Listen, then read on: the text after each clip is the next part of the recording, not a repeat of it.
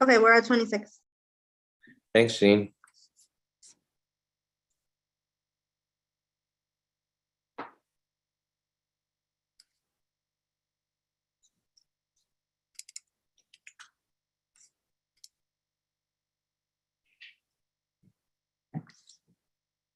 We're all good, Jeffrey. All good. Okay. All right. The curtain's up. Good evening, everybody. Welcome to the May meeting of Manhattan Community Board 4. My name is Jeffrey LeFrancois, and I am chair of the board. And it's, as always, a pleasure to be here this evening. We are meeting on Zoom by order of the governor and the amendment, the allowance exemptions to the open meetings law. This will change. And so please stay tuned in the coming month for how that will happen as it relates to board business, both for our full board meetings and our committee meetings beginning in June. Tonight's meeting is being streamed live on our YouTube channel, and a transcript is also being recorded. We'll hear some presentations this evening. There'll be a public hearing. And then as always, we'll have our public session where members of the public will be given the ability to speak tonight on any topic of their choosing. We ask folks, if you have not set up in advance, to please raise your hand at the beginning of that portion of that section so we can quickly add you to our list and then continue to move through our agenda. Tonight's agenda for the meeting can be found on our website at mcb4.nyc. And that is my housekeeping in order. So with that, I will go to our first presentation in the evening, and I want to thank him for his punctuality. Deputy Inspector John O'Connell from Midtown North Precinct. Thank you very much. I appreciate the introduction. So I just want to take the opportunity to introduce myself to everyone. I obviously can't wait to meet everybody in person, but we'll do what we do for now. So I'm new to Midtown North. I've been here for about a month now, as assigned in early April. A little bit about myself. I'm actually a third generation New York City police officer, and I'm proud of that lineage. My grandfather actually rose to the highest ranking uniform rank we have in the department. He was our chief of department, and both my mom and dad served the NYPD as well. And I'm really proud of that. My mom was actually the first female police officer in the department's history. So I come from real proud history in this department. I have my uncles, 2 uncles, an aunt, my brother, my wife. We're all police officers. There's 50 of my cousins all joined this department. And, so family gatherings, conversations always tend to come around policing. What are we doing? What has worked in the past? What didn't work? What works now? What we should be trying? And one conversation, one answer that always comes out, and it's outreach. It's engagement. It's really getting out there, meeting the people that you serve and understanding how they want to be served. And whether that was my grandfather working in the 40s or my dad in the 60s, my mom in the 70s, it's outreach. Really getting out there, meeting the people that you serve, meeting your community, understanding every block has different needs. Every building may have different needs. The more you get out there, really talk to the people and understand what they're going through, you're not going to really understand how to properly serve and police these areas. So that's why I want to take advantage of meetings like this and make sure I get out there. You have my information, and you know that I'm accessible to you. You know, my calling cards are accessibility and accountability. You have to feel that I'm available to you. The Midtown North Precinct is available to you. The community affairs officers, your NCOs, we're all here to work for you and problem solve together. There may be issues that you have that aren't entirely NYPD issues, but maybe we can come together in a comprehensive plan and put them together with other city agencies to address whatever issues you're dealing with. So this is just the first step of introducing myself, saying hello, and making sure getting my message out there. I've been a police officer now for 17 years. I was originally assigned to the 20 precinct, which starts at 59th Street and goes north. Then I was a sergeant in the 10th precinct, which is just below you on the west side. I was a lieutenant in the 2A precinct in Harlem. I was the executive officer of the 3-4 precinct in Washington Heights. And then I was the commanding officer of the 9th precinct in the East Village. Then I was the commanding officer of the 109 precinct, which is in Flushing, Queens. And now I am in Midtown North, and I could not be more excited to have this assignment. To me, Midtown North is the command. So to get the opportunity to serve as a commanding officer is literally a dream come true. So I'm really thankful to be here, thankful to meet everybody, thankful to say hello, and I look forward to speaking to you more. So thank you for the opportunity. Deputy Inspector, thank you very much for that. Well, first of all, for your family's Funny, right? commitment to service. That's a remarkable lineage. I'm not sure if I want to be at that Thanksgiving table or not, but I think it could make for a talk show too. It's a good time. So good. Thank you for being here tonight and welcome. Midtown North obviously has very distinct challenges, and you've served all over Manhattan and outside as well. In your short time with us, what do you see as sort of the greatest challenge for just bringing some of the quality of life that folks are looking for in the public realm back to what we knew it once was to be? Sure. I mean, we're really dealing with a perception issue, and people don't feel safe in our neighborhood. My residents don't feel safe. Our business owners don't feel safe. So the first thing we really have to do is address the perception and really have a conversation of what the reality of our crime trends are, our quality of life trends are. So I think we have to control the narrative a little bit. Some of these apps like Citizens app or some of the tweets that I go make you think that the world is coming to an end. We are definitely seeing a crime spike. That is undeniable. But fortunately, in this area, we're seeing more of a property crime spike. We're seeing an increase in grand larcenies. We're seeing an increase in burglaries. We're seeing a major increase in non-violent crimes. Thankfully, obviously I don't want to see an increase in any crimes, but thankfully right now we're not seeing an increase in violence towards our residents and our other community members. So a little bit of a relief there. Again, we want to control that narrative, but larcenies are through the roof. Shoplifting is through the roof. Unattended properties through the roof. Car break-ins, we're seeing an increase of that. Package theft, seeing things increase in that. Typically, we're seeing crimes being committed by a lot of people who may need funding for whatever habits they're fighting, whatever they're going through, whether it's a drug addiction or some type of other addiction that they need funding. So they're stealing things, going to stores, doing shoplifting just so they can now make money off it in the secondhand market to then feed whatever habit they have. So a lot of the issues that we deal with is, do we address the stealing, or we try to address what these secondhand markets are, or do we address the issues that our perpetrators are dealing with? If we can feed that medicine, or we can feed that drug habit, maybe they don't feel the need to steal all the time. So there's a couple of different angles how we could approach problems like that. We also have a big mental health crisis going on in the command. We see a lot of people wandering the street that really are they able to take care of themselves? I'm not sure. We are seeing an increase in homeless. We have seen an increase in encampments. We definitely have some quality of life concerns. That's important that we work with other city agencies to address them. So we have a lot of work to do, but what I am proud of is I can see the cops here are up to the task. You look at the increase we have in crimes. You also see an increase of 25% increase in arrests in 7 majors year to date. So the cops are answering the bell. They are doing the work they need to do. So we're up to the task. We just got to make sure we prioritize what we need to do, deploy our resources accordingly, and address things as we prioritize. Thank you. If you don't mind, a couple of questions from our board members. Mr. Noble, you're up first. Hi, thank you, Deputy Inspector, for coming tonight. Yeah, thank you.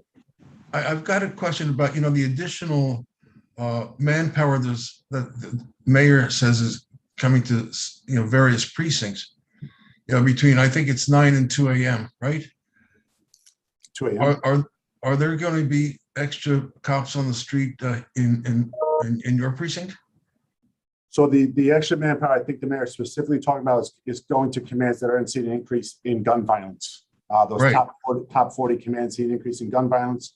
Fortunately and unfortunately, we're not one of those commands. I say unfortunately because we're not getting all those extra bodies. I say fortunately because we're not a command in the top 40 in gun violence. So a little bit of both sides on that. So we're not going to see that increase the mayor has been talking about. That's going to more commands that have violent gun issues.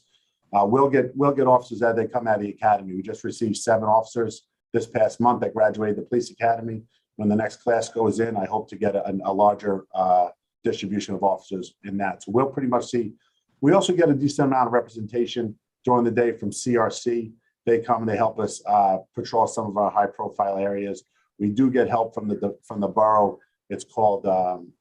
We get an additional probably 4 to 8 officers every tour to try to be in our larceny prone areas as well. So we do get extra resources daily as the borough submits to them. But as far as personnel to the command, I don't see it coming unless we get something from the next graduating class. And what is CRC?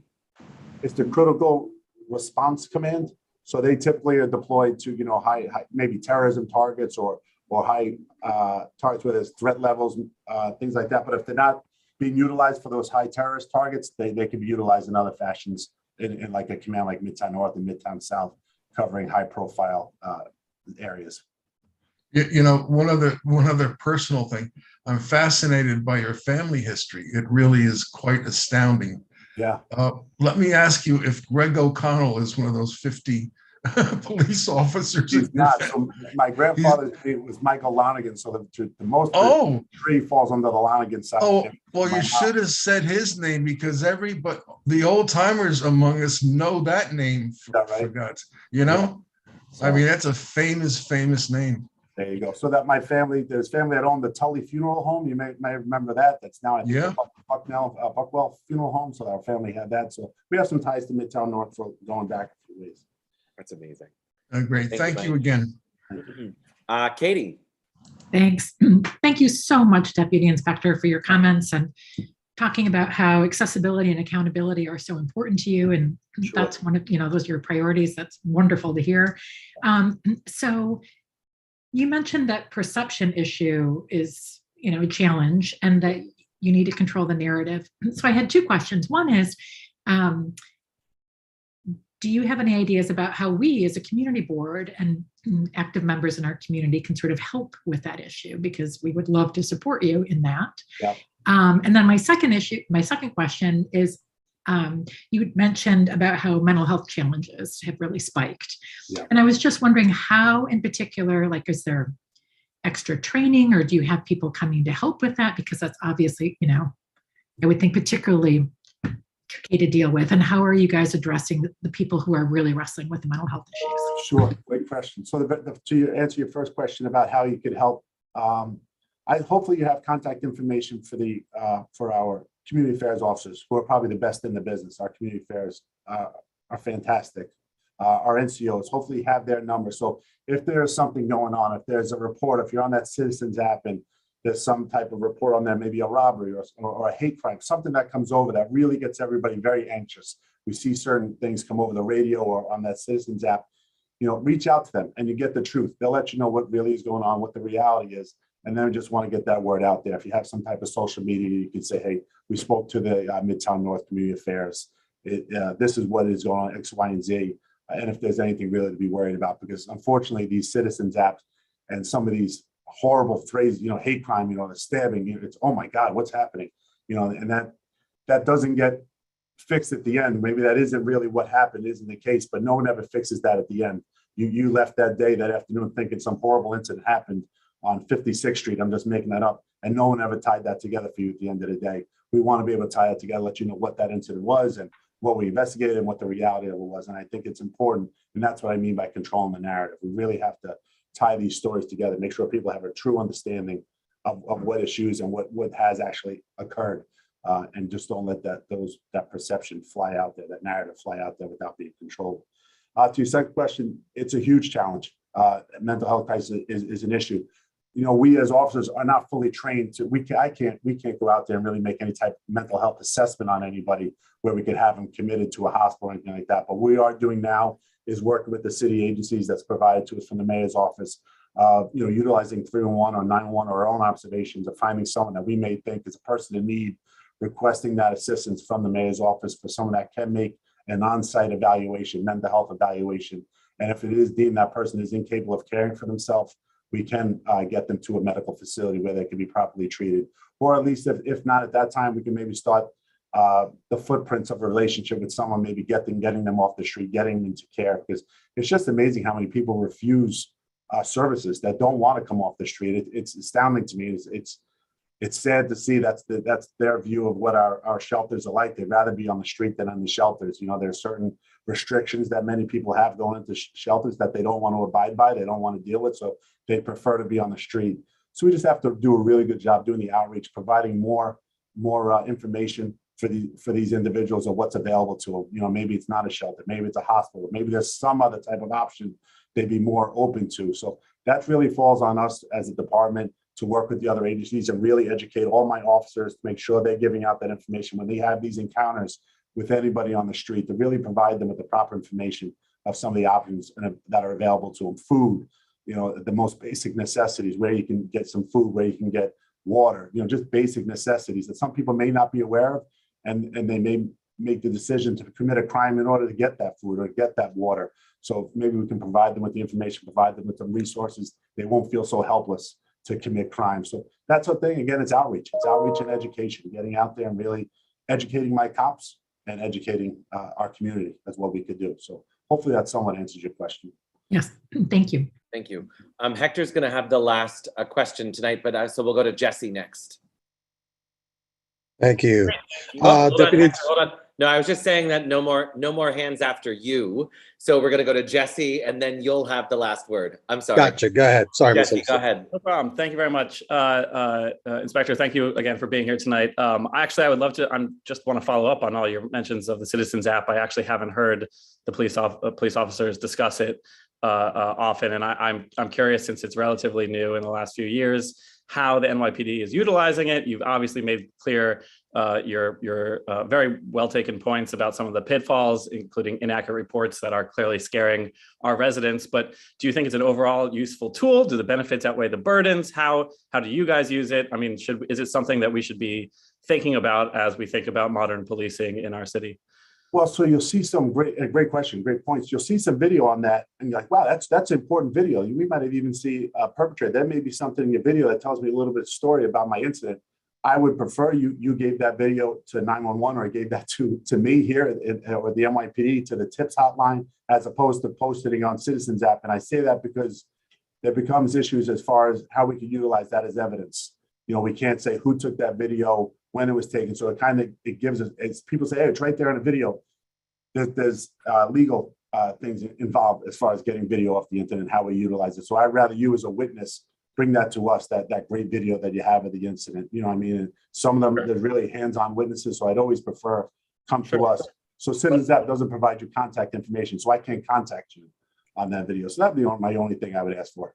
Are you monitoring Citizens app? Or are you? I have it on my phone. You have it on your phone. Do you encourage your police? Yeah, so I'll see something exactly, and I'll say, hey, follow up on that. Let them know that wasn't a robbery. Let them know that wasn't a shots fired. Please try to get out there best that we can. You know what I mean? So, right now in the 17th precinct, there's someone anonymously texting 911. Almost, I haven't heard it too much today, but yesterday, almost every other hour, saying there's a man in a gun in Starbucks threatening to kill everybody. There's a man in a gun. That must have scared the heck out of the people in that community, because I'm sure it was coming over that Citizens app all day long. That must have scared the heck out of people. So like that. Just to be clear, and I'm sorry, I'm not trying to hog all the time here, but just to be clear, the Citizens app, as you are using it and as you are seeing it, is reporting online after the NYPD already has responded to the scene via 911 or other emergency resources. Meaning you've not seen a situation where something is on Citizens app before NYPD is aware of it? I don't know. I don't know if I'd notice that. My big thing is they're not closing it. No one on Citizens app ever says, hey, it ended up being a nothing. It ended up being, no one was there. No one was ever assaulted. No one was stabbed. Okay. Well, I mean, I think that's still, I still think that's a good point as well. And something we should think about, something we should be aware of, especially making it seem like we are more, have higher crime rates than we otherwise would. Thank you. Thank you, sir. Hector. Hi, Deputy Inspector. Thanks for taking time out to speak to us this evening. I wholeheartily support you guys in your efforts to do outreach, especially for the homeless or the people with mental incapacity that need help. And I'm pretty happy that you guys are, actually starting new programs. Is there any further training that you guys are getting, new training? Because I heard that you guys are implementing new training for most of your officers at the police academy, but there was still talks about, veteran officers or folks who are on the beat, so to speak, for many years, who have, are they getting training as well to know how to deal with individuals with special needs? Yeah, certainly. So yeah, that's a yearly training that the officers sent to about addressing, responding to jobs with people in emotional distress. For sure, that's a constant training that's being updated. It's a huge point of emphasis for the recruits that are in the police academy now, and it's part of an annual training.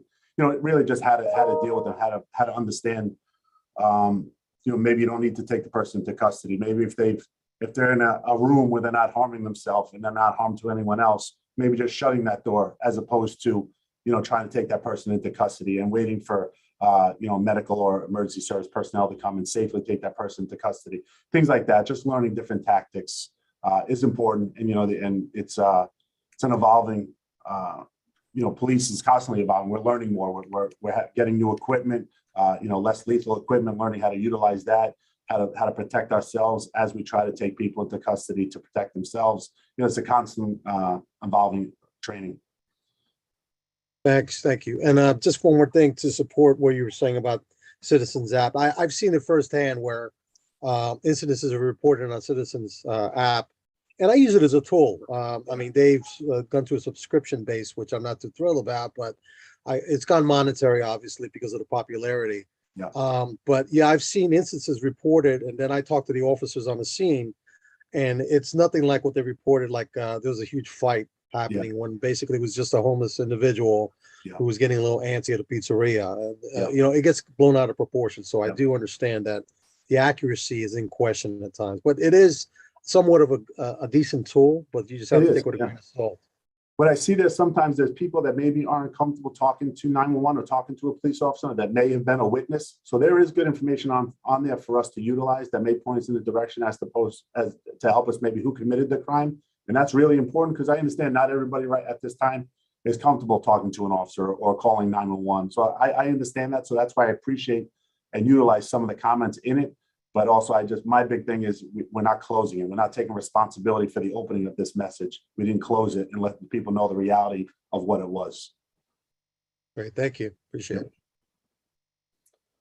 Thanks for the questions, Deputy Inspector. Thank you for being here tonight. And we appreciate, and I'm sure we'll be seeing you again soon. Sure, I look forward to it. And just finally, what night of the month is your Community Precinct Council meeting for the public? Oh, you got me on that one. Trick question. I didn't see that one coming at the end. It's the third Tuesday of every month. There we go. At 7 o'clock. He just got here a month ago. I know, but I always like to, make sure we remind everybody about the precinct council meetings too. So thank you for that, Dolores. Thank you, Dolores. Thank you, Deputy Inspector. All righty, so on to our next presentation tonight.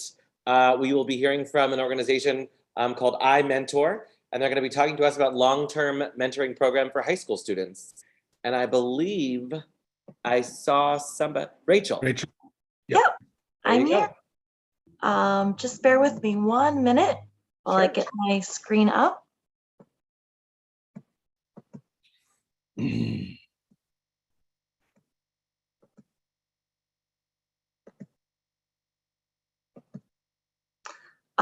Yeah, thanks so much, especially to Kit and Jesse for giving me just a couple minutes tonight for a quick presentation. My name is Rachel Hutt, and I am a senior volunteer recruitment manager at imentor. And I'm excited to just have a brief chance to share with you all tonight how you could make an impact on the life of a young person. So imentor, we are a national college success organization, and we partner with schools in New York, Chicago, Bay Area, and Baltimore. We're 23 years old, and we started with 49 students at a school in the South Bronx. And now we serve over 9,000 students nationally. And when we partner with a school, we're really committing to ensuring that every student in our partner schools is paired in a one-on-one relationship with an adult. And the goal of that mentorship being that through that one-on-one relationship, our students are empowered to graduate from high school, apply to college, succeed on a college campus, and in their post-secondary career. In imentor, we exist precisely because our country has a history of systemic racial and socioeconomic inequity, which directly affects young people and their education outcomes. A lot of our students identify as first generation, and that means that their parent either did not attend college or did not finish college. A couple of other key highlights, 98% of our students identify as students of color, and 70% of our students speak an additional language beyond English.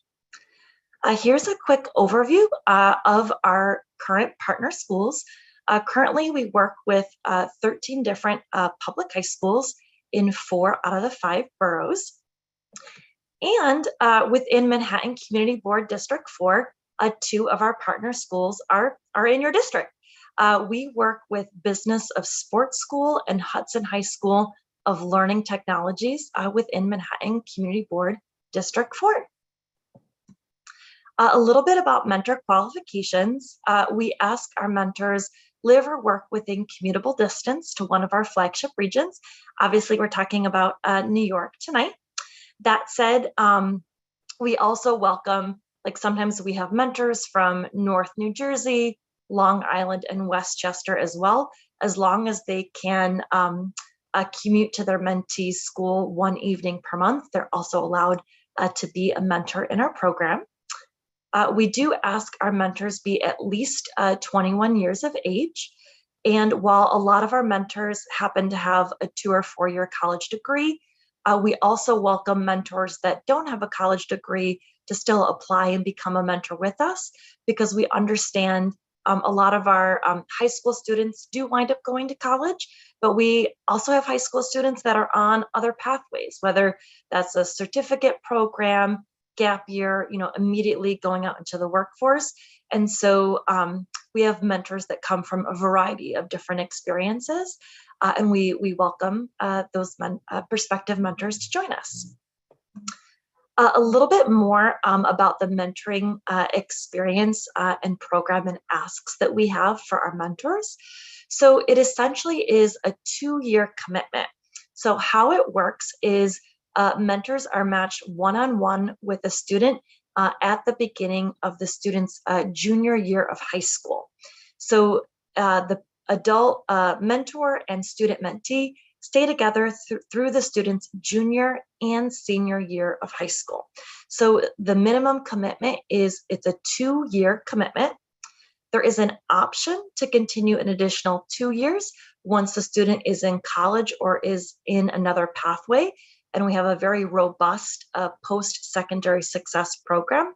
But that said, we understand that high school graduation is kind of a natural breaking point, an opportunity to kind of reevaluate the relationship. So the main commitment is the 2-year high school program. And within the 2-year high school program, it is roughly a 2 to 4 hour monthly commitment. So we always try to balance, right? We always want to make a great impact on the life of a young person. And we also want to make it to be a very doable commitment for our busy working professionals that are mentors in our program. So how it breaks down, it's 2 to 4 hours per month, and it's during the school year. So it's from September to June during those 2 years. And we ask our mentors to write their mentee once per week on our imentor platform. Our mentors meet their mentee 1 evening per month at the mentee school. And then we have periodic college counseling and diversity, equity, and inclusion trainings. Very quickly, just to tell you where those asks are coming from. So our students take an imentor class once per week that is literally baked into their high school day. So students learn both non-cognitive development skills as well as college knowledge and career exploration skills. So there's a mini lesson each week, and then there's a prompt or a question based on that week's lesson that the student then writes their mentor. And then they have the opportunity to read what their mentor has written them from the week prior. So that's kind of where the mentor writing comes in. And then the once a month evening event flows from the curriculum that the students are learning in their weekly class. So monthly event topics range everything from writing a resume to finding a good summer job to building a balanced college list, things like that. Monthly events, dinner is always provided. There's collaborative icebreaker games, and then a lot of opportunity for the mentor and mentee both to bond and go over that month's topic. So if you're interested in becoming a mentor with us, to take the next step would be to fill out an online mentor application and to attend a mentor orientation. And you can do so by going to imentor.org/volunteer, or you can use your phone and see the QR code on the screen. You can feel free to ask any further questions. My email is on the screen. And also, just because we're really trying to see where our mentors are coming from, when filling out the mentor application, when it asks what is the primary way you learned about iMentor New York City, click Community Group Organization and then write in Manhattan Community Board 4. That really lets us know, right, where our prospective mentors are coming from. I will say we are in active recruitment season right now. We are recruiting 1,500 mentors. It's a lot of people that we are looking for, but we want to make sure that every student that wants a mentor gets one, so that they can be supported in their high school journey and beyond. And we are actively recruiting those 1,500 people to start a one-on-one mentorship with a student that would start sometime between September to December of fall of 2022. So I'm gonna stop sharing my screen, and I would love to answer any questions that folks may have. Rachel, thank you. This is great. We'll start with Hector. Yes, Hector. Oh, you're on mute. I think Hector's hand was up from last time, maybe. Sorry. Okay, so then that got it. Thanks. Okay, Twee and then Carrie, please. Just for those who are technologically challenged, they might not be watching this on YouTube, or they might not be using it on the laptop. Instead of saying that your email is on the screen, could you please just say it so that people can write it down? Absolutely. Thank you for calling that out. My email is rhutt@imentor.org. And the link to go to the mentor application and to sign up for virtual orientation is imentor.org/volunteer. That's where you can find all that information. And the 2-year commitment, is it renewable, or do you have to step aside and let new volunteers come in? Great question. So at the end of the 2 years, the pair can decide if they want to, continue on in our post-secondary success program. And if they want to continue on, then they would, continue on with that mentee and mentor. But whenever an official mentorship ends, we love it when mentors come back and mentor a new student. And so we're working on trying to increase that capability, within our current mentors. So we love to see, we call them, repeat mentors. So, but we do believe in the one-on-one mentorship model. So, when one mentor is mentoring one student, we ask that they finish that official mentorship before mentoring another student. So it's not like multiple students working with one mentor. But thank you so much for that question. Thank you. Carrie? Thank you so much for the presentation. I'm just curious, you mentioned that there are 2 schools in our district that you work with. How do you get a school on your list? I love that question. So it's a variety of different things. It's a little bit like dating, right? Like on both sides, collaborating. So sometimes schools will come to our director of school partnerships, Annie Foreman, and ask.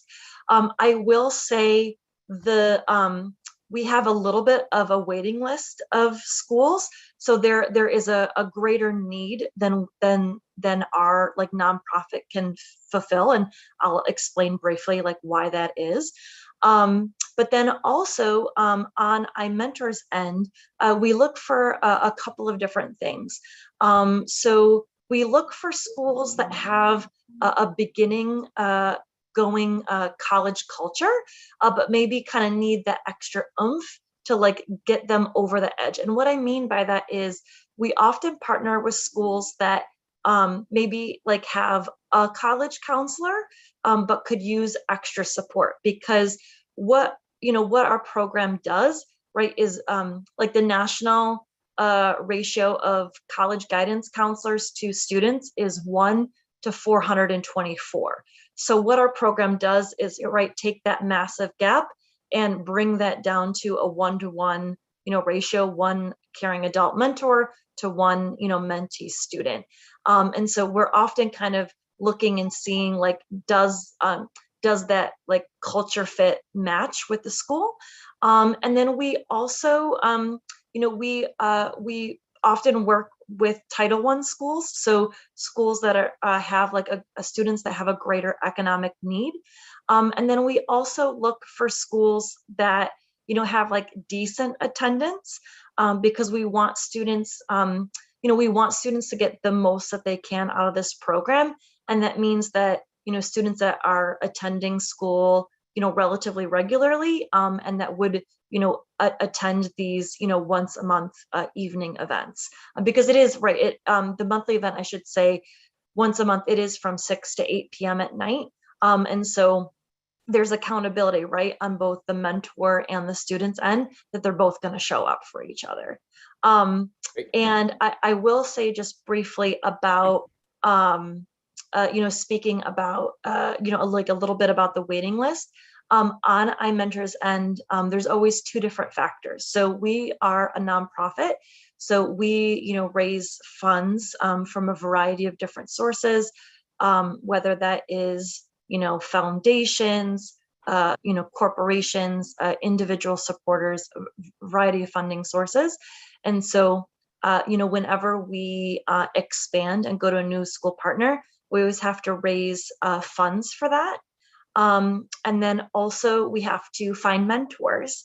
And, particularly an interesting thing that we've kind of found in the volunteer recruitment space, a lot of folks kind of during the pandemic either have kind of hit like a capacity wall or, whatnot.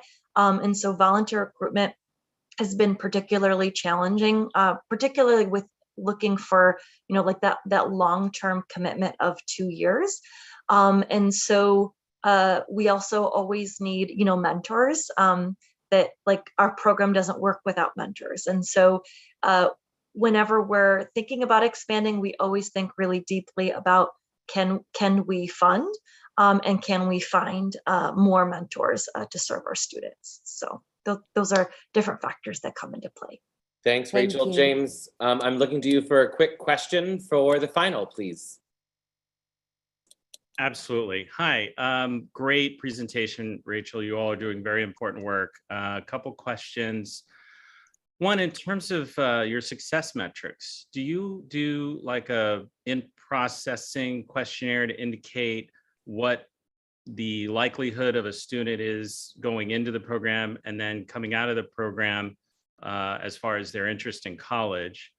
And do you sort of, have some metrics there? And then I just wanted to make one comment. A quick search at Charity Navigator indicates that your rating is 92.35 out of 100. So it's a very reputable organization, and I really laud your efforts. Thank you so much. Yeah, we really do pride ourselves on research and evaluation. We actually have an internal research and evaluation team, and we do beginning and end of year surveys for all mentees and mentors, both to evaluate, how they're doing in the program, and and their interests, and what to make our program better. One thing I've been working at iMentor now for almost going on 4 years, and one thing I think that like keeps me at this organization is that we are constantly looking at ways to improve our program. Like we don't just kind of rest on our laurels.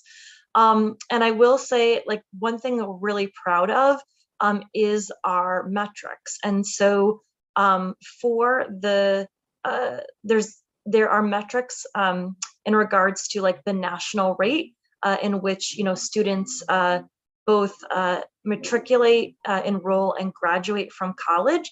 And that is a quote unquote a 4-year program within 6 years. That is how it is nationally looked at. And our iMentor students graduate at twice a higher rate than the national rate. And so we're really proud of that number. And we're obviously always looking to increase that. And particularly when you're talking, a majority of our students are, first generation, first ones in their family to go to college. We're really proud of that. And all of the markers, and I think everyone probably knows that in this meeting, of going to college, about, higher earning potential, stability, being civically engaged, you name it. So much benefits occur when folks attend college. And so we're really proud of that number, but we're always looking to increase that. As the son, real quick, as the son of an immigrant and a first generation college attendee, thank you. You're doing really important work. Thank you so much. Really appreciate that. Thanks, James. And thank you, Rachel, for being here tonight. This was great. Thanks so much. Take care. Take care.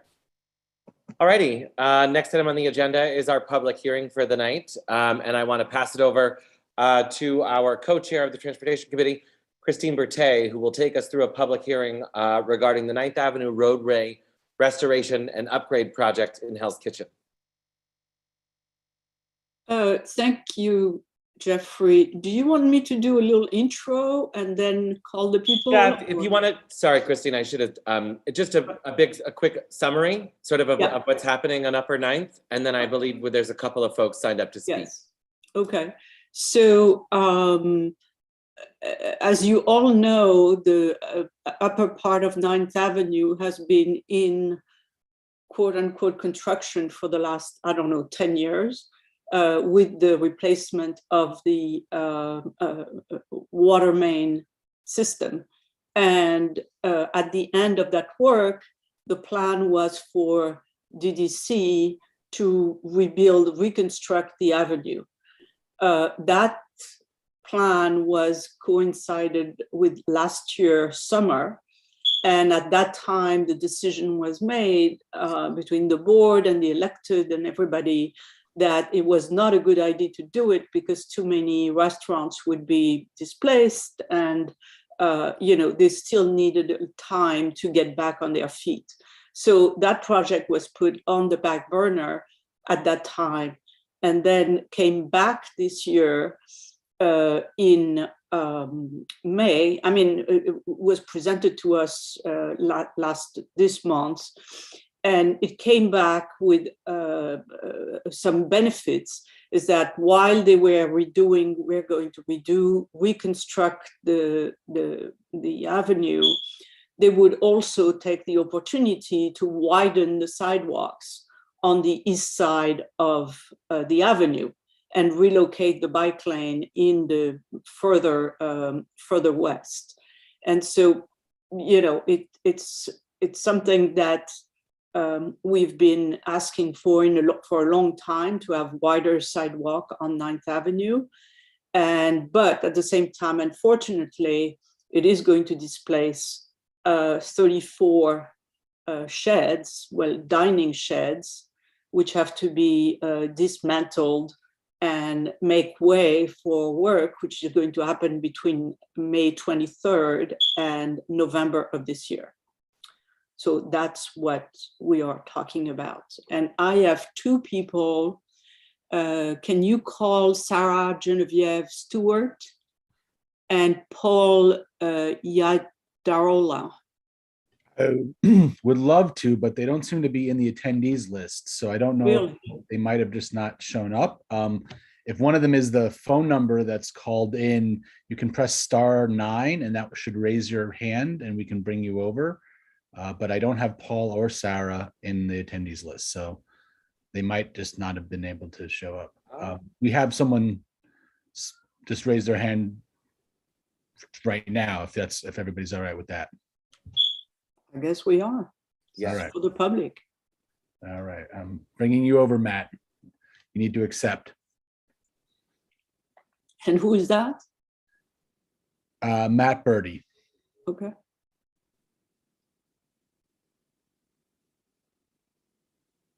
I don't see him. Matt, you with us? I Here. don't have a camera on my computer, so I'm just Okay, got it. You're on, Matt. You have 2 minutes. I appreciate it. Thank you for the opportunity to speak. I own a bar called Valhalla. It's on 9th Avenue on the corner of 54th and 9th.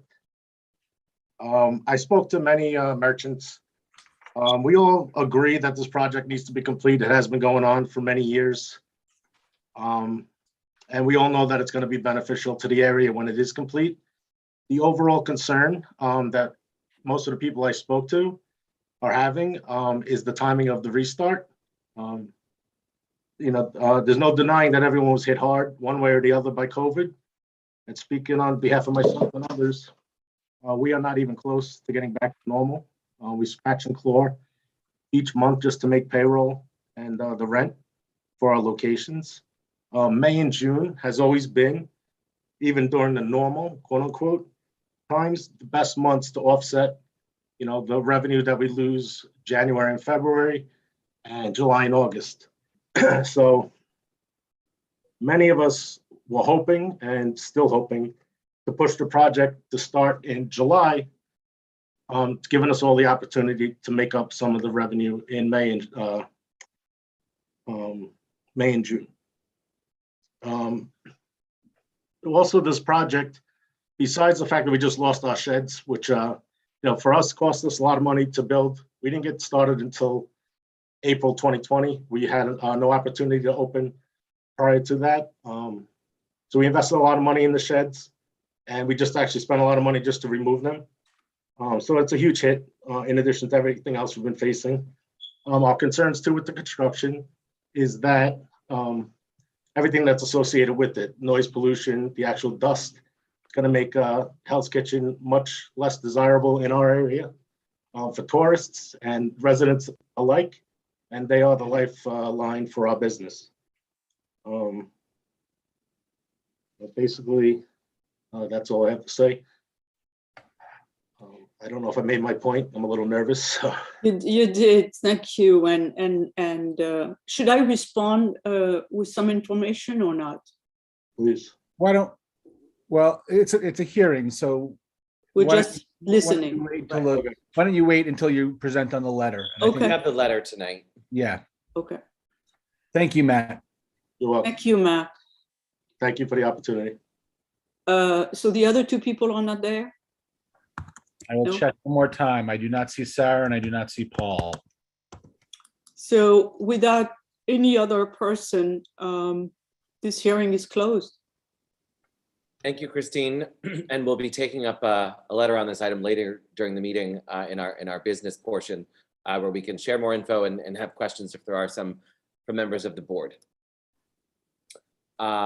With that, next up is public session. Our first vice chair is out this evening, and so we have our esteemed understudy, our second vice chair tonight, Leslie Bogosian Murphy, to run our public session. Thanks, Jeffrey. I believe we have a number of people signed up to speak, who we will start with, but I think Jeffrey mentioned before, if you would like to speak, please raise your hand and we can recognize you after the listed people speak. As a reminder, each speaker will get 2 minutes for comments. So Jesse, I don't know if you already brought over, but if you can bring over Richard Dornellis, Shelley Rosen, and Kira Levy. Are they in your? Yeah, they're in my list, but I'm not seeing any of them. I think Kira is here under Maggie's name and used Maggie's link. Okay, because I know you said Maggie was sick, right? Yes, exactly. And Kira's sitting in, but they shared links. So All sorry right, about that. I'm going to bring Maggie over now. I don't have the first two, so I'll start, but I'll bring over Maggie if that's. Sounds good. And I'll bring over Katie as well, who's after Maggie. Okay.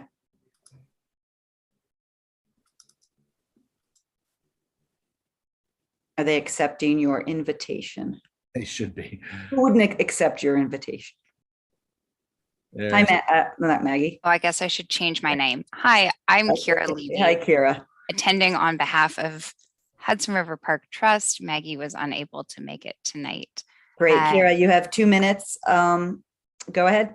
Floor is yours. I wanted to announce that our 2022 event season is going to be live on our website tomorrow. We're super excited to bring back our full scale summer season. Actually, I shouldn't say summer because our last program is actually November 5th.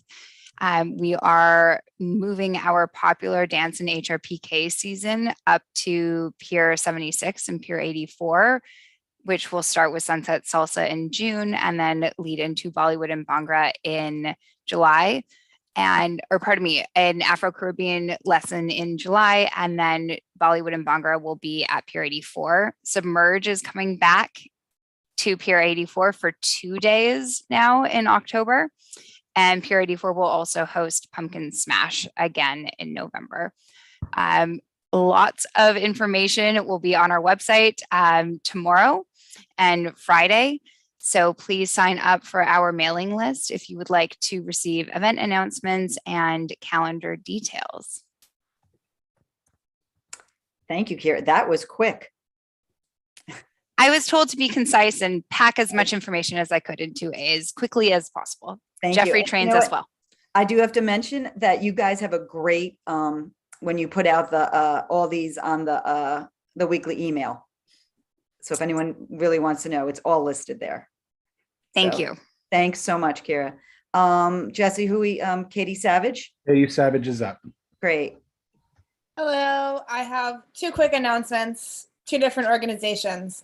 Number one, following Hudson River Park, Manhattan Community Boathouse will be opening for our free public kayaking Memorial Day weekend. We'll be operating on Saturday and Sundays from 12 p.m. to 6 p.m. Reservations are highly encouraged. You can do that at manhattancommunityboathouse.org. We will probably be adding some weekday evening sessions as well once we have an idea of volunteer availability. Next hat, Litter Legion will be having a booth at the Hell's Kitchen, the 9th Avenue Food Festival. We'll be located between 52nd and 53rd Streets. We'll have some recycling decals and zero waste bags from Department of Sanitation, as well as a little follow your waste game where people can attempt to put different items in their proper bin and see how well they do and know where things are supposed to go. So definitely stop by and check it out. Thank you. Thanks, Katie. I guess we can also bring over the next three, and those are the last three I have on the list anyway, Jesse. Susan Wallet, John Fitzsimmons, and Miss Lovin. Susan should be with us. Okay, great. Susan, can you hear me? Oh, there you are. Great. Great, Susan, go ahead with your 2 minutes. My name is Susan Wallet. I live in Penn South on a high floor facing West 25th Street where the temporary dog park has opened.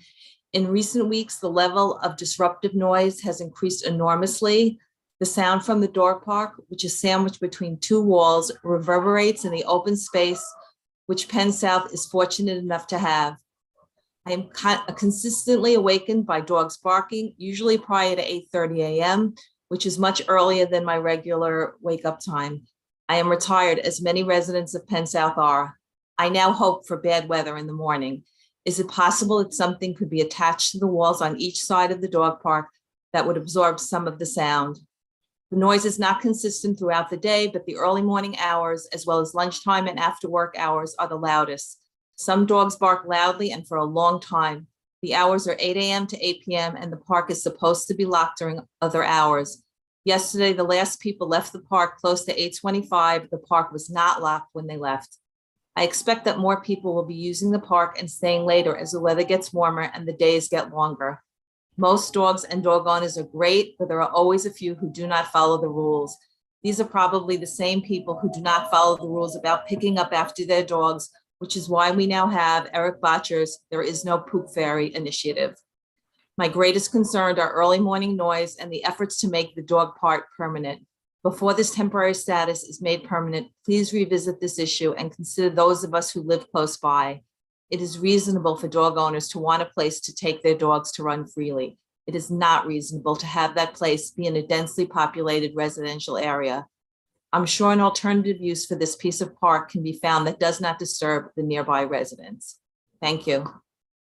Thank you, Susan. And Jeffrey, just like with Christine's session, this is also a letter that's coming up later today. Okay, John Fitzsimmons. I don't have John. I do have Zazzle. Okay, great. I don't know why I'm not showing, but I'm chair of Chelsea Waterside Park Association, and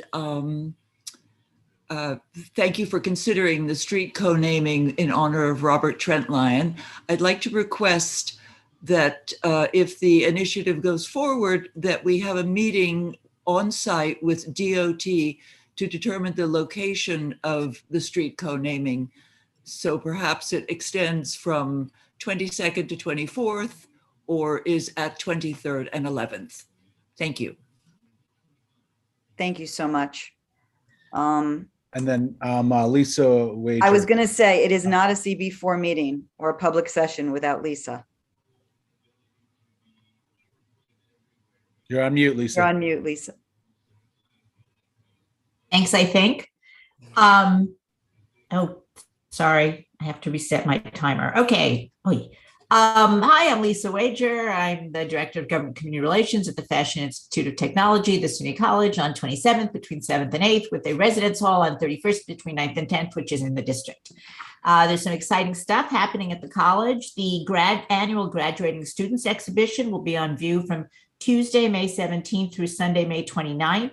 It presents the work of more than 600 students graduating from the School of Art and Design. You can come see final projects from students in toy design, textile surface design, packaging design, graphic design, interior design, fabric styling, jewelry design, fashion design, menswear. All of those are exhibited in the museum at FIT. And there's lots of other stuff, including the work of students graduating with associate and bachelor's degrees in accessories design, which is bags, hats, and shoes. It's in the lobby of the Feldman Center. That's super fun. It's like walking through a TikTok.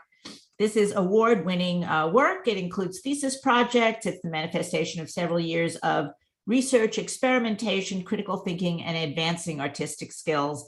It's a pretty great celebration of talent and possibility. And you've got to remember, most of these kids are 21 years old. If you want a specific program, you can find it on the graduate student exhibition webpage. It'll tell you where to go on campus to look for it. I have just a little bit of time left to say it's Summer Live time again. That's our pre-college program that we offer for middle and high school students. It's 140 different programs, hands-on experiential learning opportunities in the FIT facilities taught by FIT faculty. Some of the programs are just a week long, some are longer. You can slot it in wherever it goes in the summer according to what the adults in the house summer plans are. The courses are offered, some are offered remotely, some are offered in person. So even people who can't get to the city can partake. 5 seconds, Lisa. The students learn skills needed to succeed in the creative industries and help prepare for the college admissions process, including portfolio development. That's high school and college admissions. Registration opened April 1st, but you can find information on the programs, which are priced extremely affordably because we're public, on FIT's pre-college registration webpage. Thank you. Thank you, Lisa. And we appreciate it. And Jesse, I saw there was another, Shelley Rosen, you brought her up. Rosen is here, who had signed up previously.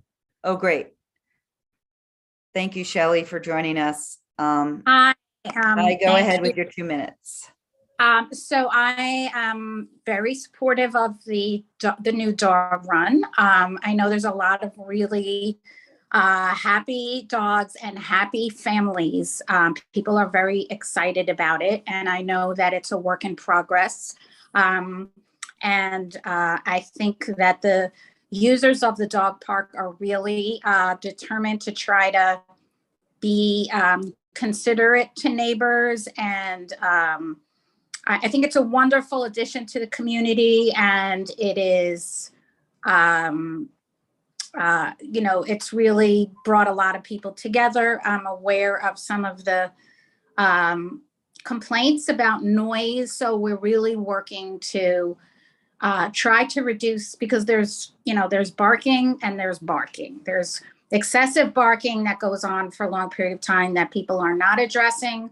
But then, there's just occasional barking, which you would expect anywhere on the streets, anywhere on public streets. But so this is something that we're looking at right now, how we can, just raise awareness about that so that we can be responsive to our neighbors, because I understand that it is audible in some of the buildings. So we really want to be that. I mean, that's because people feel so strongly about having it and are so excited that it's there. And it's something that is very much needed for these families and for these dogs who have absolutely no other place to go, and people who live in the immediate area are just so happy that it's close. But we also want to be sensitive to the people who are, not as excited by it. So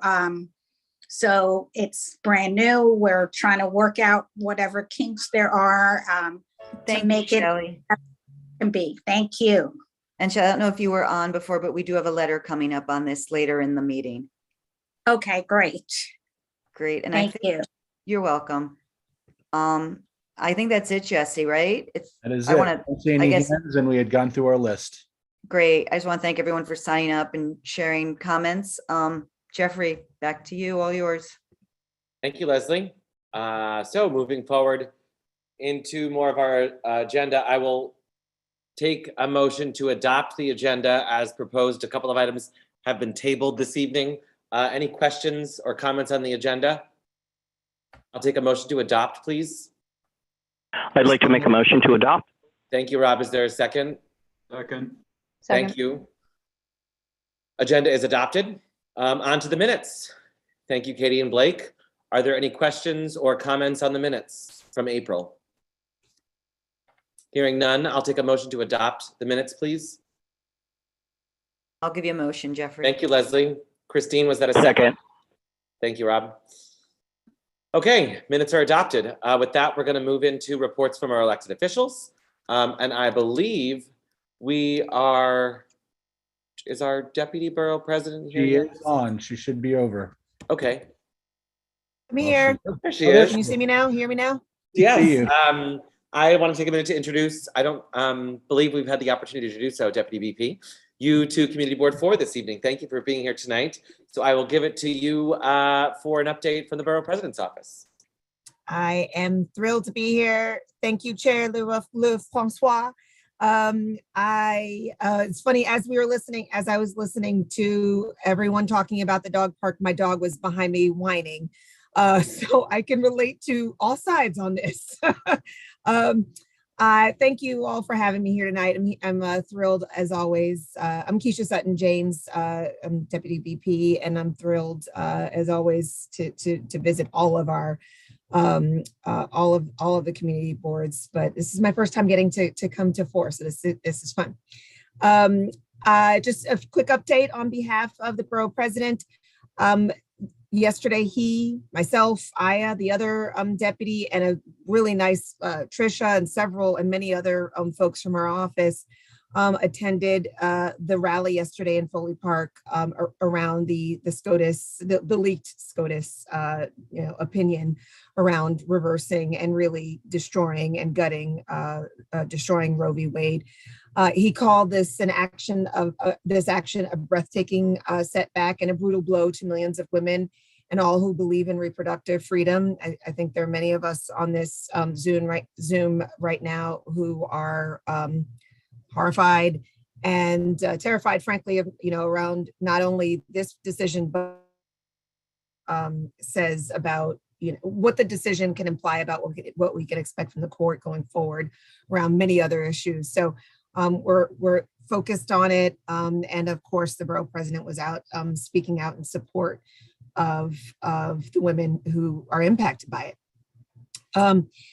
Moving on to COVID, we all know that Mark Levine, former chair of the Council Health Committee, is always very up on, involved and on top of all things COVID. As you probably may have heard, I hope you heard, yesterday, the city officially moved into the medium risk or yellow COVID alert status. This is due to the rising number of Omicron and subvariants currently in the city. city with roughly 2,500 cases daily. The BP continues to encourage New Yorkers to follow the recommendations of the New York City Health Department. To get your boosters. Apparently only 37% roughly of the city has gotten their boosters. There's a strong recommendation around wearing masks in indoor public settings, of course. Excuse me, getting tested before and after social gatherings.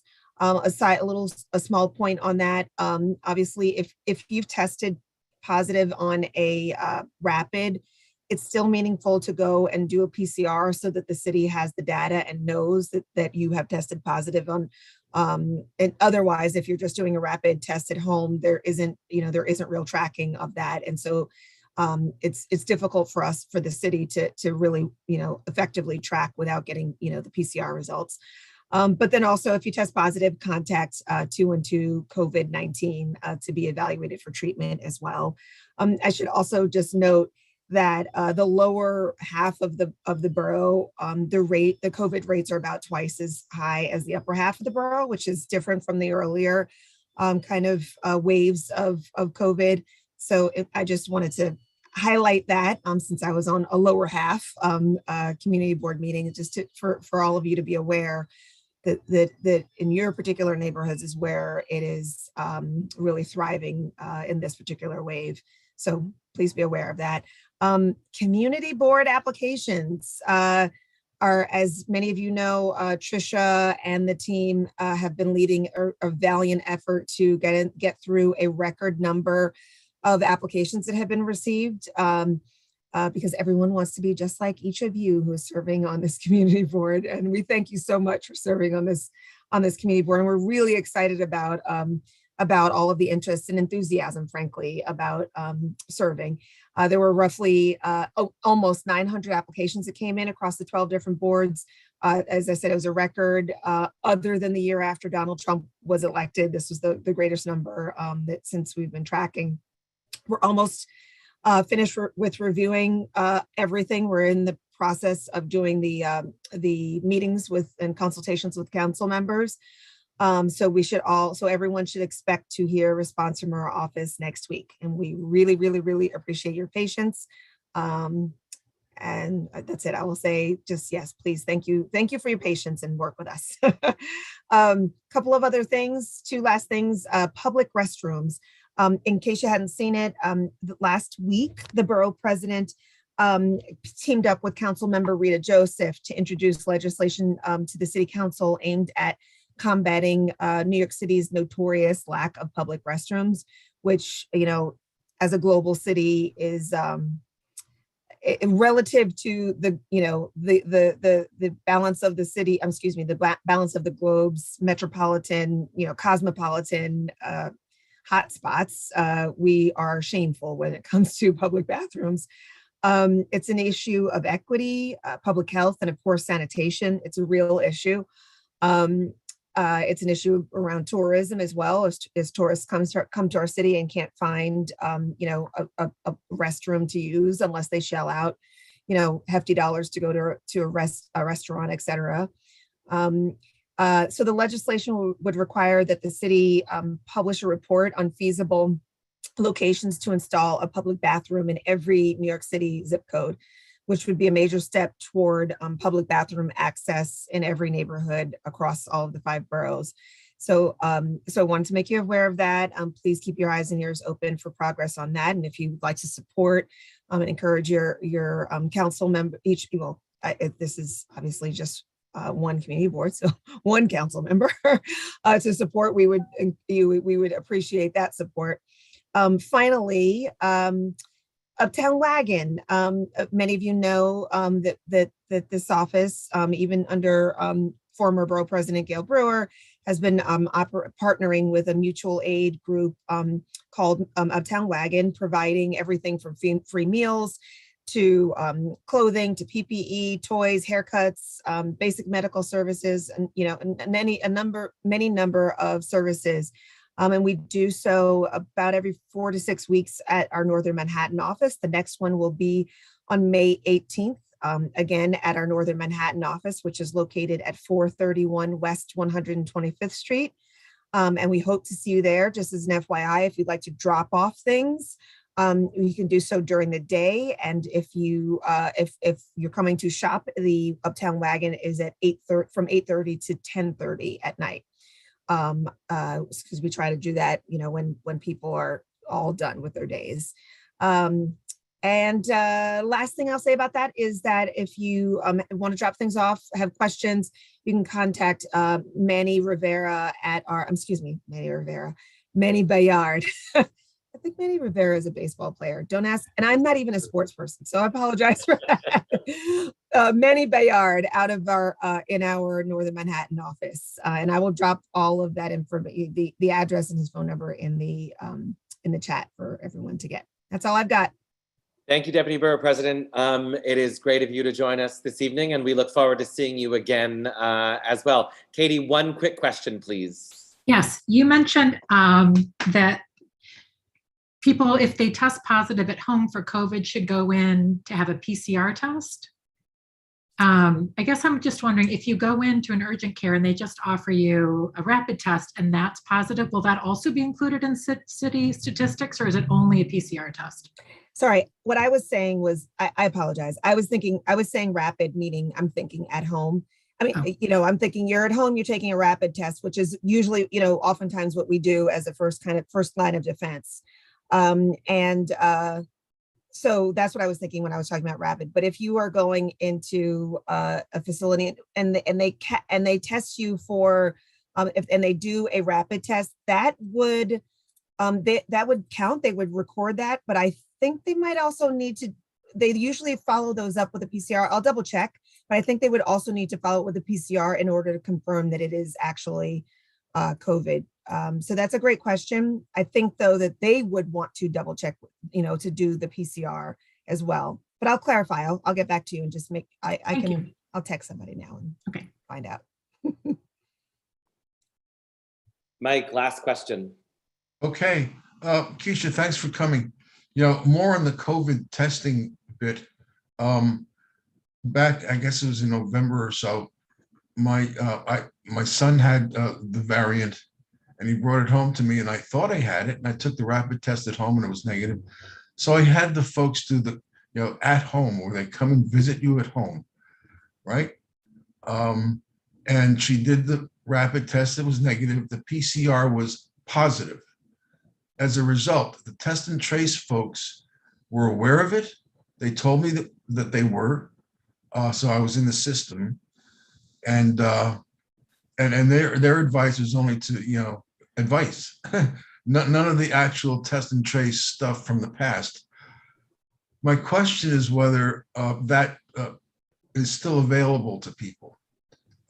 If it would be great to share it, and because it was a help to me. It was nice knowing it. My symptoms were so mild, I thought I had, just an allergy or something for a couple of days. Just very, very minor, but I knew I had it. I knew I had it. So there's something to pass on to Mark. Absolutely. I thank you.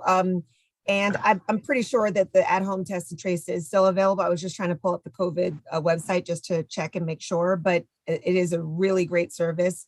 I think I was trying to pay attention to but I'm going to, as soon as I finish with you, I will double check and make sure, and I will drop that in the chat as well. But I think it is available. And yes, I totally know what you mean. I had it, knew I had it. All the tests were saying that I didn't. And several days later, sure enough, I had it. In your gut. But I'll let you know. I'm checking right now. Okay, thank you. Thank you, Mike. Pleasure. Thank you, Deputy Borough President. Thanks for joining us tonight. My pleasure. Everybody have a great night. Enjoy the weather. Moving into the rest of our elected official reports, of which, just so folks know, if there's questions going forward, we'll entertain no more than 2 per elected official. So I want to start with our good council member, Eric Botcher, who I believe has joined us this evening. Hi, everybody. I hope you're well. Really great to be here with you and to give an update on some of our activities. A lot has happened since I was last here, and I'll try to be brief.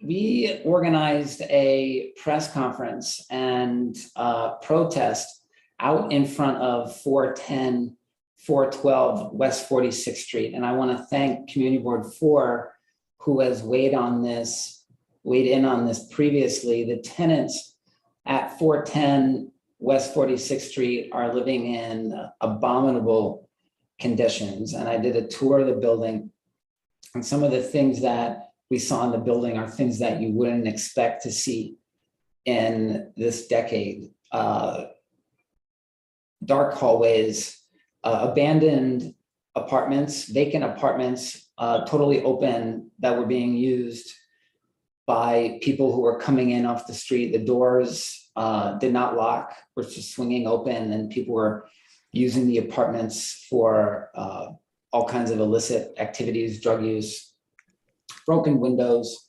leaky roof. And we did a rally and press conference to call out the landlord about this. And it was a really inspiring event because all the block associations and Hell's Kitchen came out, elected officials. We are seeing some progress. HPD is, and this was in motion before the event, so we can't take credit for this, but they are trying to take control of this building from the landlord, filing the article that will allow them to take control of the building and carry out the repairs themselves and bill the owner. Since our press conference, we were able to get the doors are locking finally, and we're really pushing the city to speed up that process because it's extremely dangerous. The conditions in the building. 412 West 46th Street, same owner, immediately next door. They had a fire there years ago, and the owner has allowed the building to decay to the point where DOB has issued a demo order. Very far too common that landlords do that. It's one of the only loopholes in the special district that allows for the demolition of a building. That was the original building for those tenants. So we're working on that with Community Board 4. Please come to our office with things like this that we could shine a light on, call attention to. Very important to be there for those tenants. The dog run is very exciting. I heard a little bit about it already tonight. I know it'll be discussed later. Just a little bit of background. The dog run at Chelsea Waterside Park is closed until the summer for renovation, being renovated. And a couple months back, we looked hard for an alternative location for the dog owners of Chelsea to use, and we couldn't find one. And dog owners were basically without a dog park. Some people were walking over to Madison Square Park. That's a very long walk. I was actually on a walkthrough of our local parks with CB4, with Jesse and Leslie and the Borough Commissioner. And we were in that playground, that Penn South playground on 25th, 26th, between 8th and 9th. And there's a section of the playground that is highly underutilized. It's kind of sandwiched between two buildings. I walk through there on my way to work. It's like my shortcut mid-block. And in like 3 years I've lived there in Chelsea, I may have seen people back there a couple times. So I suggested, why don't we put up a fence and use this stretch of pavement for a temporary dog run while the other dog run is closed. And they did it. The Parks Department went ahead and did it. And it is now serving as a temporary dog run. And at the end of this trial, let's call it, at the end of this period, it is up to the community if you want it to stay or not. And we'll all get together again at the end and have that conversation. When I walk by, I'm just so happy to see all the neighbors using it and people gathering in that space and neighbors talking to each other, people meeting each other, dogs playing. We want to help work through any complaints we get about it. And at the end of the day, we want to know, up to the community, if you want it to stay or not stay. It's exciting that you're making things happen, right? So let's continue to work on that together. And I want to thank the community board, the committee, Parks and Waterfront Committee, for doing a letter supporting the pilot, calling out the fact that, you know, Parks put up the fence before the committee meeting, which was a surprise to us too. But let's have this pilot and then decide if it's something that should be permanent or not. But it's pretty exciting. Speaking of dogs, I want to thank the community board for Parks and Waterfront Committee for inspiring this effort about pooper scooper that we did. Brad Pascarella came to his committee and a letter was sent, and it's a very big problem. I want to thank Leslie for authoring the letter. People aren't picking up after their dogs, and it's gotten worse and worse. And to me, it's more than just a aesthetic issue. It really drags the whole city down, and God forbid you step in it, it could miss work, miss class, miss a job interview. It's a big problem, and the city's really been lax on enforcement. So I approached the sanitation department and asked them to do a ticketing blitz in my council district. And they said, yes, they are assigning additional enforcement agents. I didn't even know how this works. It's like the canine unit from the Department of Sanitation in our neighborhood, issuing $250 tickets. So if you are thinking about not picking up after your dog, the canine unit could be watching. Pick up after your dog. It's just a basic thing. We also put out a campaign, a public awareness campaign to raise awareness of this issue. There is no poop fairy. It's not going to magically disappear.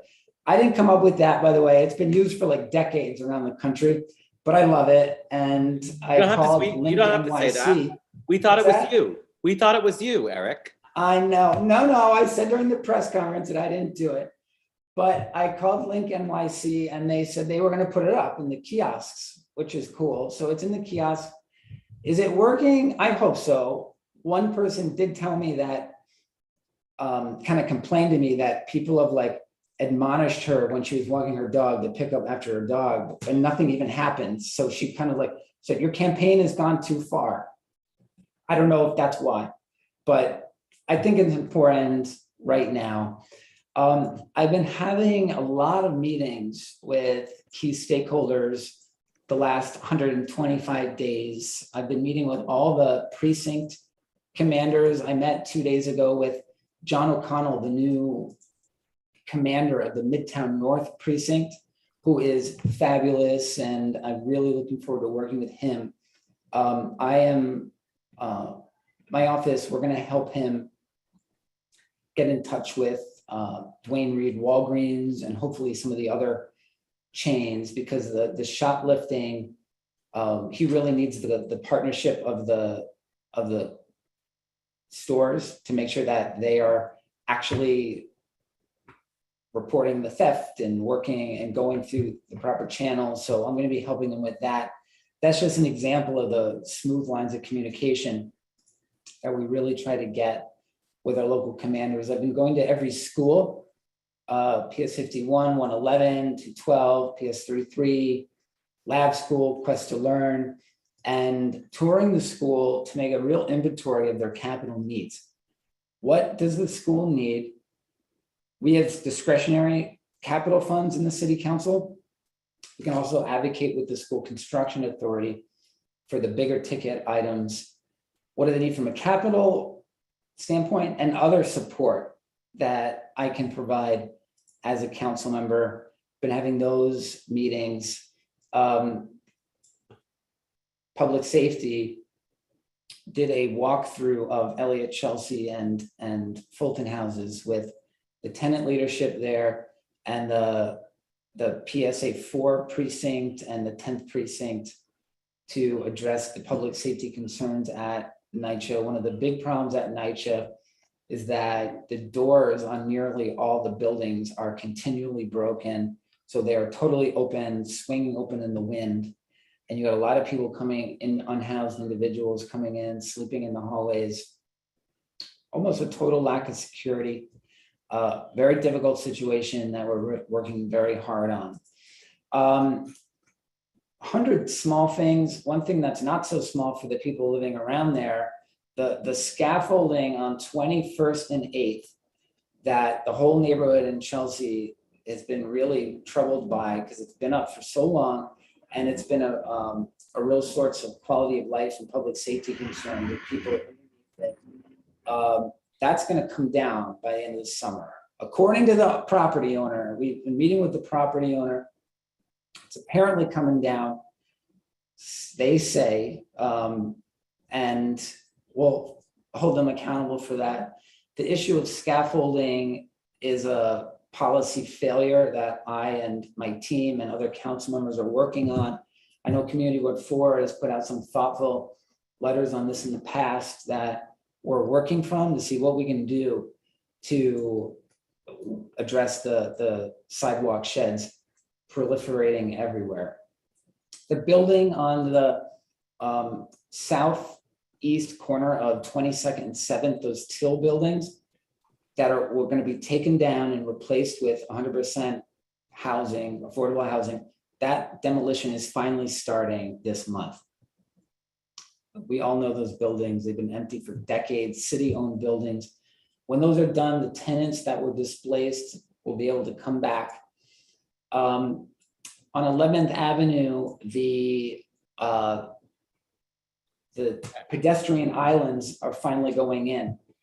And Christine Berthe gave me a call and said they're putting them in without trees in them. And to me, one of the biggest advantages of those pedestrian islands alongside bike lanes is to have a green space. And the borough commissioner stopped the construction, got back to me, said, we can't do the trees. I said, whoa, whoa, whoa, let's go. I want to go tree by tree and spot by spot. They say that there's infrastructure underneath, can't be underneath every tree pit. So let's get as many trees as we can. If we can't get trees, let's get green space, planted soil, and make the most of it. Very important. I want to get to two questions tonight. Okay, real quick. I introduced a resolution last week calling on the Department of Education to fulfill its responsibility to teach bicycle safety in schools. Bicycle safety is education is a key ingredient of a safe city. As more and more people start biking, more and more students start biking, we need the Department of Education. I took driver's ed in school. We should be teaching bike safety also. And I didn't know that the state law, state education law says that each school district has to teach bike safety. But I know that very few schools aren't. So the council, we're taking up this issue. I introduced a resolution calling on the Department of Education to do it, and excited to move the ball forward. And during my time on the council, I want to work to get that education expanded. Tomorrow, I am introducing a bill that will double the fines for excessive vehicle noise, mufflers, exhaust, honking, those illegal sound devices that people manipulate the car to make them louder. I'm going to be introducing that in the city council tomorrow, doubling the fines for first offense, second offense, third offense. That's got to be in combination with enforcement, because you could have all the fines in the world if it's not enforced.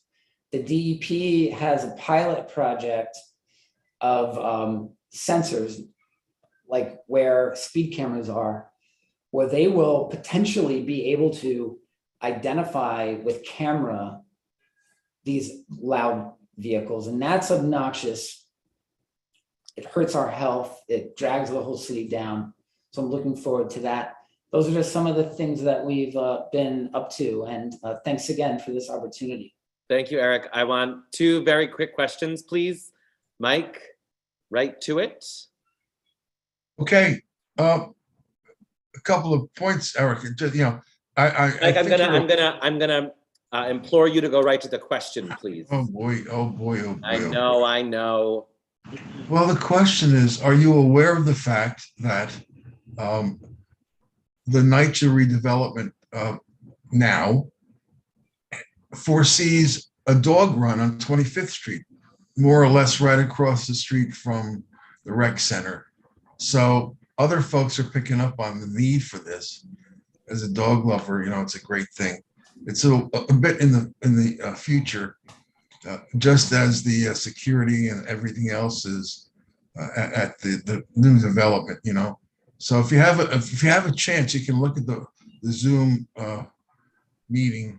You know, Do you know that I didn't know that? But that's exciting. That's exciting. Yeah. What Mike's talking about is the as the Fulton and Elliott Chelsea houses convert from Section 9 to Section 8, the tenants have elected to go with private management, which will have a whole rehab of all the buildings. They'll remain publicly owned, but they're going to be privately run, and they're going to rehab all the buildings and do all the grounds.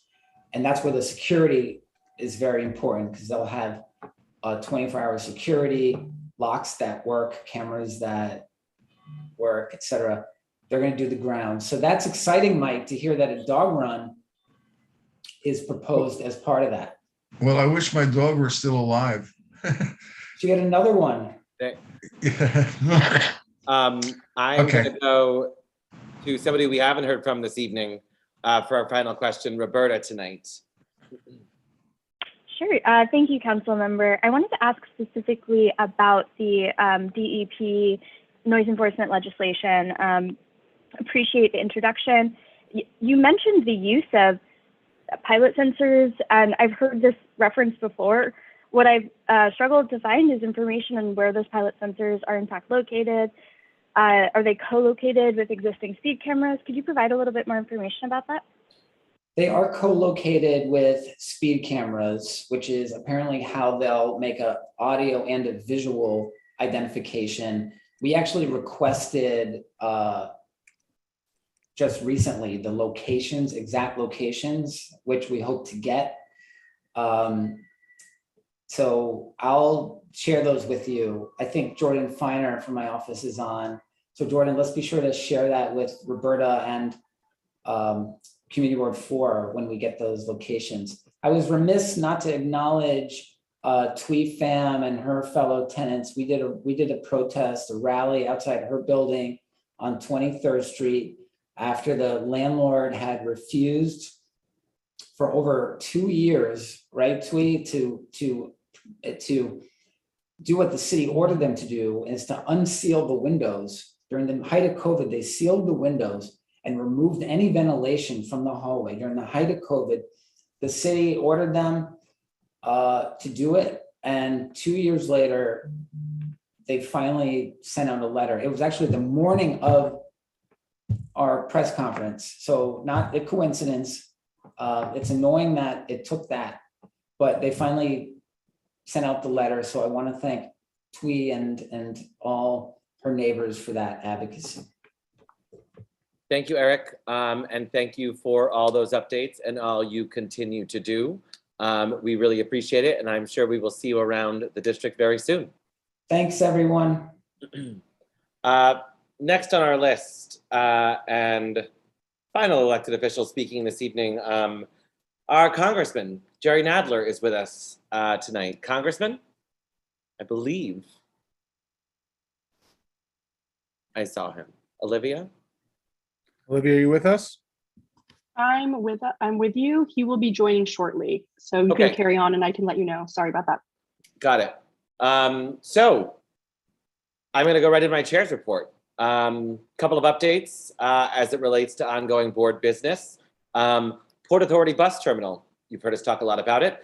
Our meetings, our bi-weekly meetings with the Port Authority are on hold as they're not prepared yet to present to us their revised plans in response to all that we have been asking for, as well as what other agencies are looking for from the Port Authority. So stay tuned for that as we hear things begin with the port again soon. Penn Station and the development projects around that area has been the Community Advisory Council group met again about a week and a half ago. We received updates on the project as it relates to the GPP and the Penn Station redevelopment plan. And I'll be blunt, we were hoping for more. The CB4 Penn Planning Group is actually meeting tomorrow to strategize what we think is appropriate for next steps. And then we intend to work with our colleagues on Board 5 to figure out what our best plan of attack is. We made some really thoughtful and excellent recommendations last year, many of which were indeed incorporated, but some of the most significant ones are seemingly not even being acknowledged. So we are reconfiguring and thinking through what our strategy will be. So stay tuned for more updates on that accordingly. But the groups are around Penn Station are meeting again. The Sanitation Planning Working Group continues to meet with city agencies such as DCP, DSNY, and groups like the Manhattan and Bronx SWAB, the Solid Waste Advisory Board, of which East Borough has one of those. And then just some other small meetings and board activities. Clinton Hell's Kitchen Land Use continues to meet with the owners of 343 West 47th Street and the Department of Buildings.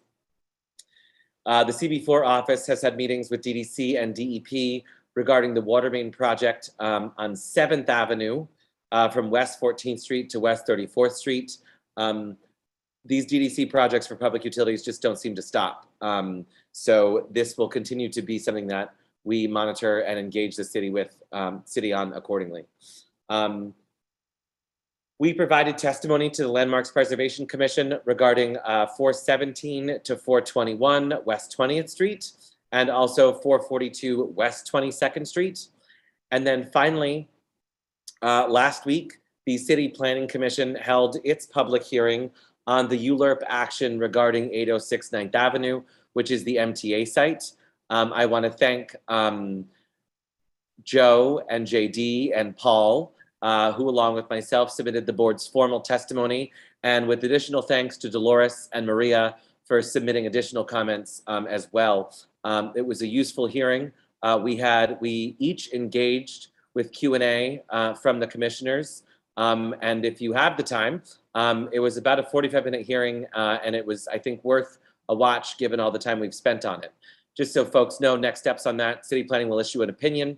It will then go to the City Council, where it will be deliberated. There will be more public hearings, at which, of course, we will be present, and we continue to engage on it accordingly. And so we'll see where that lands, and we'll keep everybody posted on that.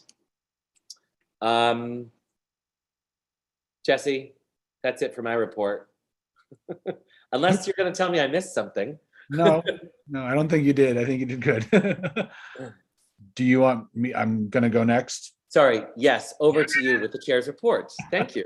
Yeah, no problem. Hi, everybody. I'm Jesse Bodine, District Manager of Community Board 4. I'll be very quick. The committee schedule for May is up. All of the meetings all the committees are meeting on their regularly scheduled time. It's all virtual still, as Jeffrey mentioned, for the month of May. So that's on our calendar. And so no change in our calendar there. We will, as Jeffrey mentioned, we will be going to a new hybrid model. You guys voted on this last month as a temporary measure. Since then, as many of you know, the open meetings law has been amended temporarily for 2 years to allow more flexibility for members of a board such as us to participate in a hybrid fashion. One of those, what's going to be required of us is to create a policy to allow that, to create some rules around that, and then hold a hearing on that and have a vote on that. So that will be coming in the month at the June full board. We'll be discussing at exec a proposed draft policy around allowing members to participate virtually, and in the committees will be shared and discussed at exec, and then it will be shared and with all of you, and there'll be a public hearing in June, and then we'll vote on it. So, but in terms of what that's going to look like, just, you know, not to get into it tonight, we can get into it later, but we already kind of discussed what it's going to look like last month. We're ahead of the game in some ways, which is good, in that we know what we're going to plan to do, which is hold our committee meetings at our district office in a hybrid format. And that's all I got to say. Okay. So with that, we are going to, I want to just acknowledge that if the congressman does join us, we will pause our business portion. We're going to jump into here to hear from him with all that's going on in Washington. But with that, I want to dive right into business. We have item 1, which has been tabled out of the Clinton House Kitchen Land Use Committee. And so with that, I will go to Bert and Frank to BLP, please. Okay. Hi, everybody. The 10 BLP items were fairly straightforward, so I don't think I need to pull out any to discuss, but I will take questions. I did want to note that item 7, 331 West 51st Street, the STIP packet letter was left out of the board package originally, and I think was only added today. So if anyone didn't have a chance to look at it and would like me to summarize that application, I'm happy to do that as well. Thank you, Frank. Any questions for BLP? Okay, thank you. Marty and Leslie, Waterfront Parks and Environment, please. I know, Leslie, I'm surprised too. It's so quick. Sorry. Which one's up first? Council on the dog run. Okay, that's Marty. Hi, folks. Good afternoon. Or it's not afternoon anymore, is it? As you heard earlier, the dog park issue is a controversial one, and constructing this letter turned out also to be controversial. There's been a lot of discussion about it. The letter is intended to have 4 points in it: to acknowledge and insist that the dog run be temporary, to express dismay that the dog run was opened before the committee had its meeting. That particularly upset some of us, me as well, because I wonder what the community board is about if we don't get a chance to make comments on something before it is imposed on us. The third point that I think is important is that the folks who spoke at the meeting were not a representative sample of the community. And the fourth point is that I'm hoping that after the Chelsea Waterside dog park opens up, that that there be a full discussion with the board and the community about what the reconstruction of Penn South Park will look like. Some of those are the 4 points that I wanted to make. Some of the comments in the revising of the letter has been about tone, and I'm delighted to work on its tone any way we can. But I think these are the points that are essential for the letter. Thank you, Marty. Mr. Kern. Yeah, I don't think the tone of this letter, I was working on this with Marty. I do not think the tone of this letter accurately reflects the committee meeting. The committee, for the most part, took this all very favorably. And if you read this letter, it sounds like if they'd come to us in advance, we would have said no. To a couple of Marty's points that he just made, I don't think the committee was dismayed that the dog run opened before. It was a couple of days before the committee meeting. We did make that point to Parks. We did make that point to Eric. But Marty was dismayed. I don't know that the committee was dismayed. Similarly, that dog owners outnumbered non-dog owners at the committee meeting. Well, that's par for the course with just about everything we do. When we have a controversial BLP item, you get more people who the bar owners, rally to come out and speak, or the community rallies more people to come out and speak, depending upon the circumstances. Dog owners rallied here. I think to say the tone of this letter makes it sound like, they were overwhelmed and, somebody packed the room, unjustly. And so I can't support this letter in its current form. I completely support the dog run. I can't support the letter in this form because I don't think this accurately reflects the committee meeting. Thank you, Lowell. Other questions, other hands, please. Okay, so Lowell, now Marty's acknowledged a change in tone in the letter. Are we finding that with some adjustments, there'll be, I'll be honest here. Marty and I were in an impasse about this. I did 2 drafts. He did 2 drafts. Leslie weighed in. Marty and I are not going to agree. Got it. That's what it comes down to. That's helpful. Thank you. Marty, you mentioned the tone factor. Is that it's going to be toned down is sort of what you're saying?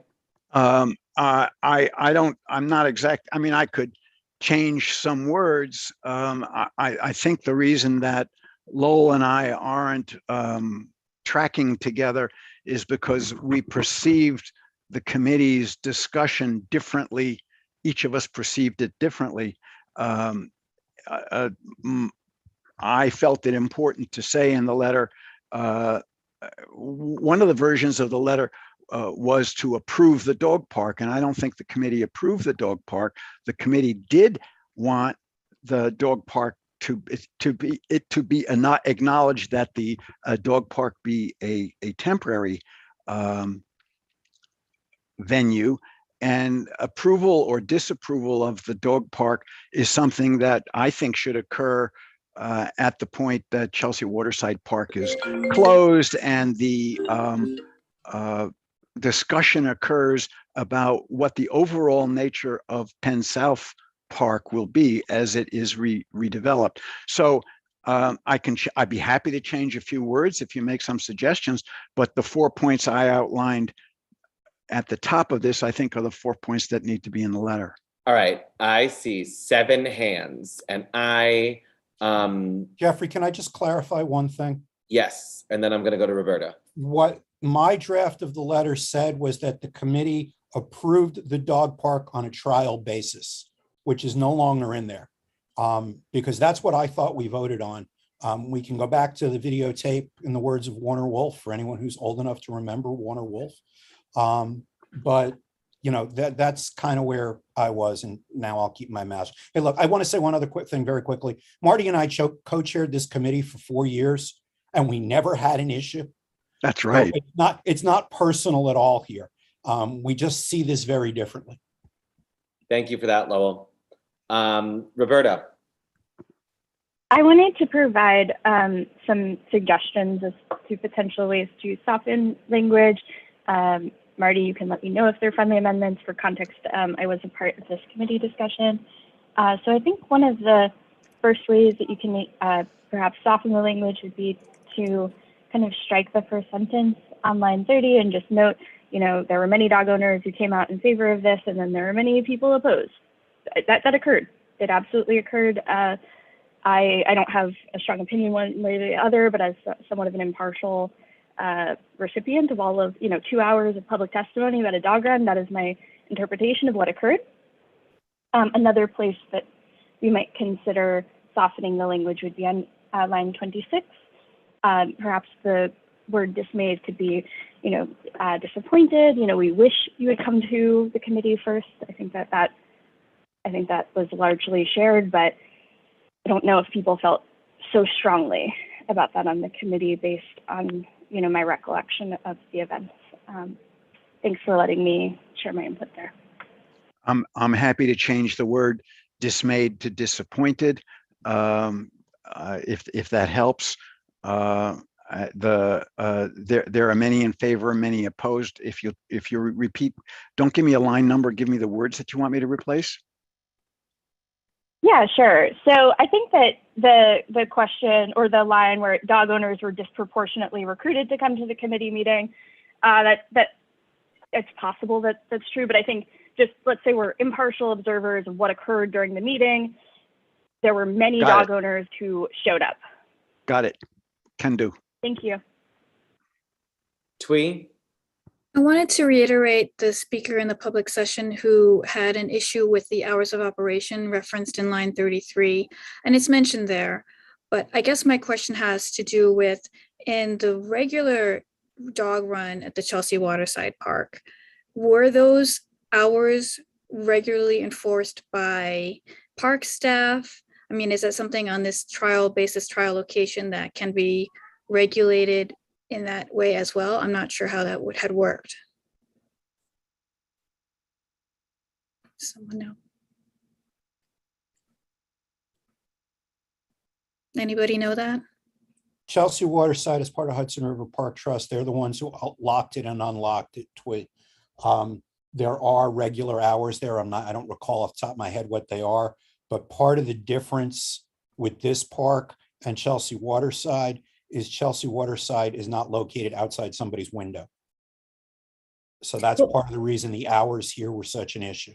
And I want to add that the running of the dog park by parks is still in formation. So I'm hoping that the complaint we heard tonight about the hours not being kept is picked up by parks and that it be opened and closed in a timely way.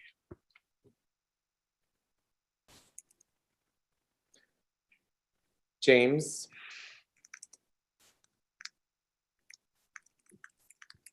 Oh, wow. Controversial dog park. Who knew? Dogs are always controversial. Do the question, please. Yeah, of course, Jeffrey. I just wanted to echo the remarks about the edits, which seem reasonable, and thank you for taking them as a friendly amendment.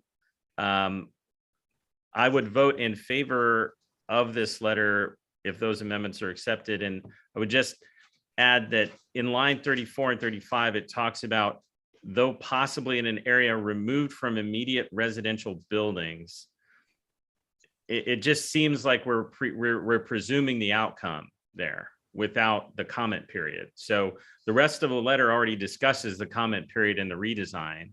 So rather than sort of, imply that we've already have a position, is there a way to just temper that language? Make a suggestion, please. Would be a welcome addition, and the community would be interested in options available. Does that sound good? Sure. Great.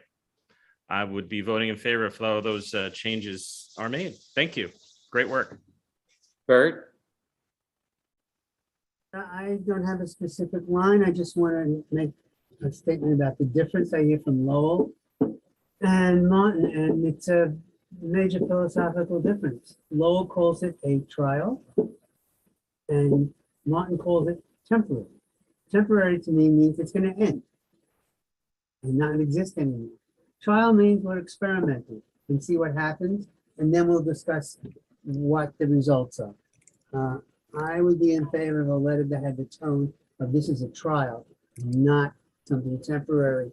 And by the way, the dog run on 11th Avenue is right now in front of a huge apartment house that is now under tenancy.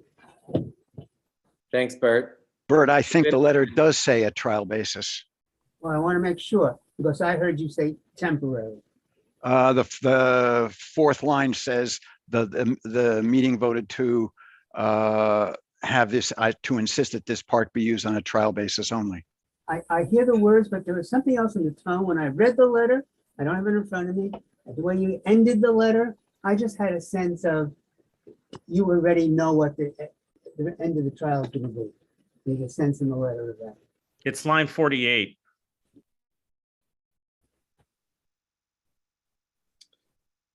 It's the discuss the future of the temporary dog run and other permanent uses. So perhaps discuss the future of this trial dog run and other uses for the space.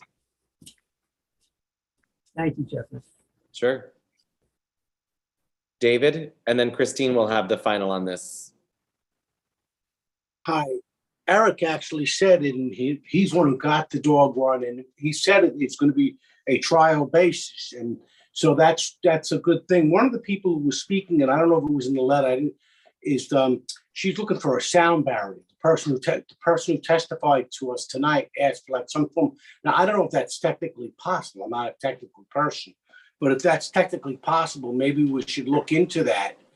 Not that it would totally eliminate the dog noise, but it would certainly mitigate the dog noise. And who doesn't love dogs? I mean, it's like apple pie. I mean, all right, that's it basically.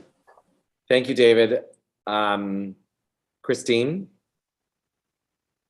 Yes, so Martin, what it seems is that what we are asking here is first that to confirm that it is on a trial basis and that at the end of the trial, there will be a thorough consultation of the community to decide how to go forward. And second, that any unintended impact on the community is mitigated. And I think I would love to see those two sentences at the beginning, because we are asking clearly two things, and mitigation of the noise, mitigation of any dog poop, whatever it is. And these are the two things that you want to ask. And say, this is what we want. And I'd love the first paragraph. I mean, with all the other changes which have been proposed, I would love the first paragraph to talk about mitigation of the noise and mitigation and that, confirmation that it will be trial and there will be a process at the end with a full, input of the community, which is pretty much what Eric said. And these are the two sentences I would add at the beginning. There was 3 points you made: noise, trial, and process at the end. And the letter does. You said noise, process, and trial at the end. And those are the points that the letter should make. I'll see how to. I'm not promising that. I'll try to do it. Yeah, trying to put them up front so people know this is what we're trying to get to. Right after the vote stuff, that should go, or maybe just before it. Yeah. All right, Marty, you're comfortable with those amendments to the letter? I'm not sure it gets everybody on the yes page, but I think it probably won't no matter what. Marty, good by you? Good by me. At the moment, okay. And goodbye me. No, BY, no E on the bye. So with that, I'm gonna pause for a moment and ask if Congressman Jerry Nadler has issues as contentious as temporary or trial dog parks in Washington that he could illuminate or share experience about with us this evening. Congressman, you're on mute.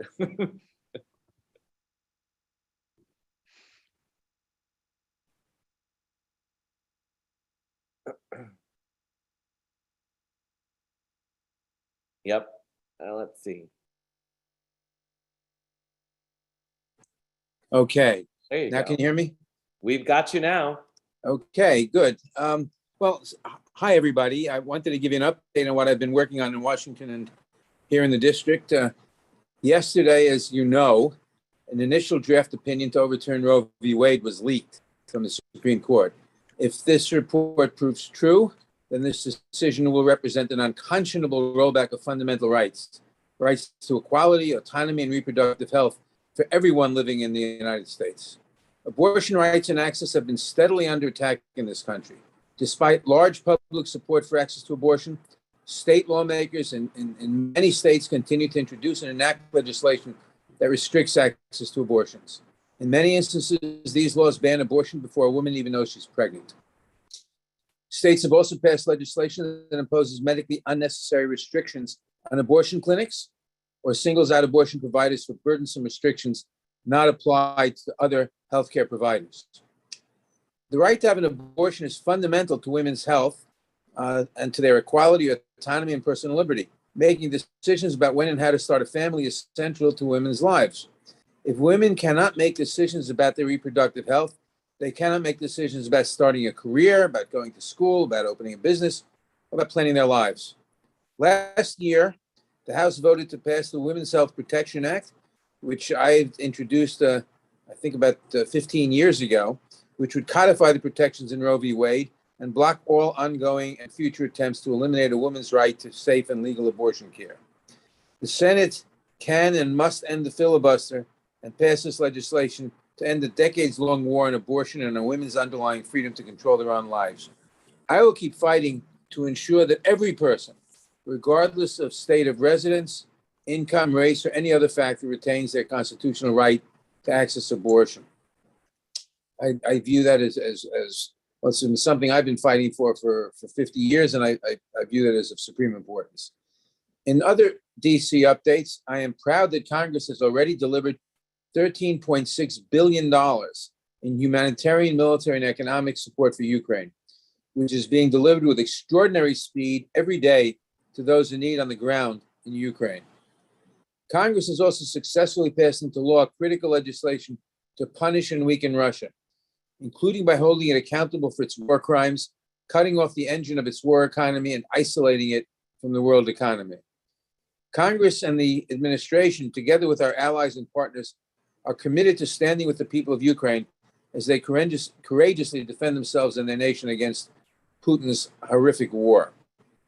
As chair of the Congressional Jewish Caucus, I will continue to hold Putin and his cronies responsible for the blatant anti-Semitism that is being used by them to justify their cruel and unnecessary invasion. Looking closer to home, I want to, and not as important, but nonetheless important here, I want to provide an update on the ongoing issue of helicopters on the West Side. Residents of the New York metropolitan region have been plagued for decades by frequent and disruptive helicopter noise. And despite persistent efforts to work on a collaborative basis with the Federal Aviation Administration and other stakeholders to reduce the impact of helicopter noise, little has changed, as you know. New York City has one of the highest rates of helicopter use in the world. New York City, though, is one of the most densely populated cities in the United States, exponentially increasing the potential dangers of the helicopter accident in our city. There's no justification for allowing tourists to joyride through our skies, endangering people below and adding to the heavy burden of noise pollution residents already endure. Commuter helicopter flights impose risks to the community that far outweigh any benefits to the very small number of people who use them. I've introduced two pieces of legislation in this Congress to substantially reduce the number of non-essential helicopter flights over New York City. I plan to introduce two more bills over the next month to force the FAA to take action. I'm also pleased to have included a provision in the fiscal year 2023 spending bill, that is the fiscal year starting October 1st of 2022, that will require the FAA to initiate regulations addressing helicopter noise and safety issues above New York City within 1 year, unless the agency can demonstrate that the 6 voluntary measures it recommended in May have proven to be effective. The FAA must also move forward with these 6 voluntary measures immediately. I'm optimistic this provision will ensure the quality of life for millions of New Yorkers. And lastly, I want to touch briefly on redistricting. As I'm sure many of you already know, the New York State Court of Appeals, the highest state court, has rejected the redistricted congressional and state Senate maps and has appointed a special master to redraw these maps. We expect these new maps in the coming days, probably in the next 3 weeks or so. My top concern is ensuring that these maps keep communities of interest together and adhere to the Voting Rights Act. The primary originally scheduled for June 28th will be moved to August. I know a lot of people are out of town around then, so so be sure to vote early or request an absentee ballot. I'll leave it there for now, but I'm happy to take questions if time allows. Yes, thank you, Congressman. Taking 2 questions for each elected tonight, and up first, Lowell Kern. Congressman, I got a question for you about Alito's decision in Roe and what we can do about it. What the justice really stuck to was that there is no delineated right in the Constitution for abortion. And and technically he's right. The Constitution never mentions abortion. It also never mentions a right to privacy, which the court created in Griswold in '65. Do you think a constitutional amendment recognizing a right to privacy would solve not only the abortion issue, but marriage issues and everything else? I mean, this decision puts Loving at risk. Well, I agree that this decision puts a lot of things at risk. It puts Loving at risk. It puts Griswold at risk. It puts the right to use contraception, even for married couples, at risk. Which is right, what that's Griswold. That's Griswold. It establishes, it puts most privacy, even those established in Olmsted back in 1928, at risk. Yes. So what about a constitutional amendment? Constitutional recognizing a right to privacy. Well, I think we ought to have a constitutional amendment. The problem with the constitutional amendment is you need a 2/3 vote in the House and the Senate. And given the fact that the Republicans have become an anti-abortion political party almost totally, I don't see how you can get a 2/3 vote. I don't see how you can get if you couch it just as a privacy issue, there are they're going to be there. You can put pressure on, if there are any normal Republicans left in this world, to recognize that privacy rights benefit them as well. Well, a lot of things benefit a lot of people, and they don't recognize it. I mean, we can try. I am very skeptical that it'll work, but it's worth a shot. I've introduced legislation last year because I frankly saw this coming, along with Senator Markey of Massachusetts, just to increase the size of the Supreme Court by 4. That would change the court. There's nothing magic about the number 9. It's been changed several times in American history, and we ought to do it again. And you don't need a constitutional amendment to do that, so you don't need that kind of vote. I would love to see the House Judiciary Committee at least think about an amendment recognizing a right to privacy. Well, we certainly will. We'll see what we can do about that. Thank you, Lowell. Thank you, Congressman. I'm going to go to Leslie for the final question, as we haven't heard from her tonight in a question. Leslie? Thank you, Mr. Chair, and thank you, Congressman, for joining us tonight. I want to switch gears a little bit here and just put this on your radar. And a bunch of us are very interested in this, and we'll talk to your office about it in detail. But on the west side of Manhattan is the Manhattan Cruise Terminal. And what happens is that the cruise ships park there and they spew out dirty air that is the equivalent of 34,000 idling tractor trailers a day. The reason why we put it on your radar is because we need you, we need the state, we need the city to get on board together to finally try and push some sort of electric shore power. Miami's doing it, Vancouver is doing it, California is doing it. We are registered on the west side here as one of the dirtiest air levels in all of New York City. That includes the outer boroughs as well. And a lot of it, of course, has to do with the buildings, but a lot of it has to do with the cruise ships. And if we could just get your help, and of course, we will talk to your office to go into more detail about this, but I want to put on your radar if we can get your help to just be aware of this issue and maybe push it a little, that we can get electric shore power over here, or at least take steps, that would be great. Thank you. Well, let me say this. It's not a new issue, and we're already addressing it. It'll take time to see the impact. But we're in the process of establishing, of using Sunset Park in Brooklyn as a base for establishing offshore wind turbines to use wind power to generate electricity and to substitute for the carbon that's being used now. As I said, it'll take time to bring to get it going, but we're already doing that. Thank you, Congressman. Jeffrey, I beseech you, 1 second, just one more. Mike, please. it's been 2 questions for each elected officials this evening, but I guess I will cede the floor for a third late into our meeting. Thank you, me lord, thank you. Congressman, thank you for coming. It's so nice to have somebody physically present when we're looking at all this stuff going on in Washington. As Lowell pointed out, when I read that text, the leaked text, I didn't see Griswold included in the opinion. I saw Rowe and I saw Casey. Griswold is the seminal, I guess, thinking on this whole matter, right? But the irony of the whole thing is that when it comes down to the filibuster, if there's not something more dramatic to get people thinking about getting rid of the filibuster, it is this, okay? What is your personal sense of the possibility that the filibuster will be, kicked out? And I'm sorry, what is my personal sense about what? I didn't hear you. The filibuster, that we can kill the filibuster and just carry on from there. Well, I don't know. I certainly hope we can kill the filibuster. I've always thought the filibuster is a very undemocratic thing. It's not in the Constitution.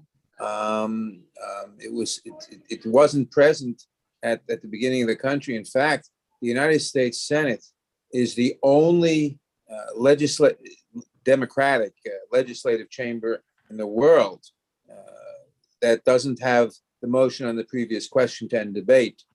There's no other body, not the Bundestag, the Knesset, the Riksdag, the House of Representatives, or the British Parliament, or the Canadian, nowhere do they have the equivalent of the filibuster. And it's something that we ought to get rid of, and we should have gotten rid of it a long time ago. And it's difficult to get rid of it because it's entirely a Senate matter that we in the House have nothing to say about it, although we suffer from the effects of it, but it's entirely up to the Senate. Well, with that, we could squash this opinion, should it come out as written. Thank you, Mike. Okay. And thank you to you, Congressman. As Thank always, you. we appreciate your good work for us in the Capitol. So keep it up, please. Take care. You too. All right. And so back to our agenda. We are still in WPE. I lost my agenda. There it is. Leslie, over to you for the letter to the mayor's office regarding cuts to the parks budget. Thank you, Jeffrey. So guys, this is just really a reinforcement of our position of fully funding parks. Since this letter was written, there have been edits and updates to the mayor's budget and his proposals. We will reflect that in the letter as far as numbers. For example, the mayor has increased funding for a few agencies, including parks. I think the latest documents show it's moved the needle up to about 601 million towards parks, which is still short of his campaign promise of 1% of the budget. But some of these numbers are going to change in the letter, just so you guys know. That will be reflected. The newest numbers will be reflected. I also want to thank Sally Greenspan. She's our WPE public member, and she contributed to the letter as well. So it's just really a cut and dry letter of just saying, hey, we support this still. And I guess noting why we support it. So if anyone has any questions. Great. That would be great. Thanks for clarifying on the numbers, Leslie, because in 2 spots you say 1% of the city's annual budget, and then in line 22 you say allocate 1 billion to parks in the upcoming budget cycle. So am I to read that to mean that the city's annual budget is $100 billion? Exactly. It's a 99.7 really billion, 99.7 billion. Okay. Or some, the numbers are changing because it's still preliminary, but around, yes, it's around 100 billion. Okay. And I mean, would it be stronger? Because this is for billion to the parks in general, and it doesn't seem to be tone wise to say, you know, specifically CB4 needs it for these particular reasons, because even though 26 says we have the lowest square feet per capita of nearby park space, you know, someone who doesn't care can say, so what, right? So I think it just has to be something more emphatic, because otherwise my reaction is, if we want to have more parks for all of Manhattan, then all of the CBs should be doing a combined letter about it. I mean, would you want to suggest like that we reach out to the other CBs, you mean, to do a combined? I think there are some other organizations and CBs who have their own letter. I'm saying because of the tone, I could put language in, you suggest. Yeah, I mean, just because the tone isn't emphatic enough to say CB4 out of all the CBs really wants it up so that it can focus on this CB4, because we have the least of all the CBs to our community boards. You know, that's something to make it more emphatic, because yeah, otherwise it doesn't, that point doesn't come through, it seems to me. Meaning that it affects us more because we have less. Correct. Got it. Thank you, Twee. Thanks, Twee. Any other questions for Leslie? Okay. Transportation. Christine, over to you, please. Yes, so I'll spend a little time on the letter on 9th Avenue. The description is that we have really two projects going on. One project is the reconstruction of 9th Avenue between 50 and 59th Street. And as part of this reconstruction, we're going to get an expansion of the pedestrian, the sidewalk, by 75%, which is just terrific. And again, that was an opportunistic project, because the project was supposed to happen last year. And when it was delayed by 1 year, we approached DOT and said, why don't you take this opportunity to give us, to not rebuild the old way, but rebuild the new way, and give us a better environment. And we were lucky enough that they agreed to do it, and they were ready to do it. The rest of the project is really a repaving. The repaving has taken place last year. And for the last, X months, we have had really no bike lane at all. Everything has been repaved, but not remarked. So the good news about that is that when they are going to repaint the bike lane and repaint the separation, they are going to change mixing zone to offset turning, which means that they are creating a refuge which force cars to turn much slower. And that's much safer for pedestrians, that's much safer for businesses and for cars. And so these are the two projects that DOT and DDC are going to be doing between May 24 and November of this year.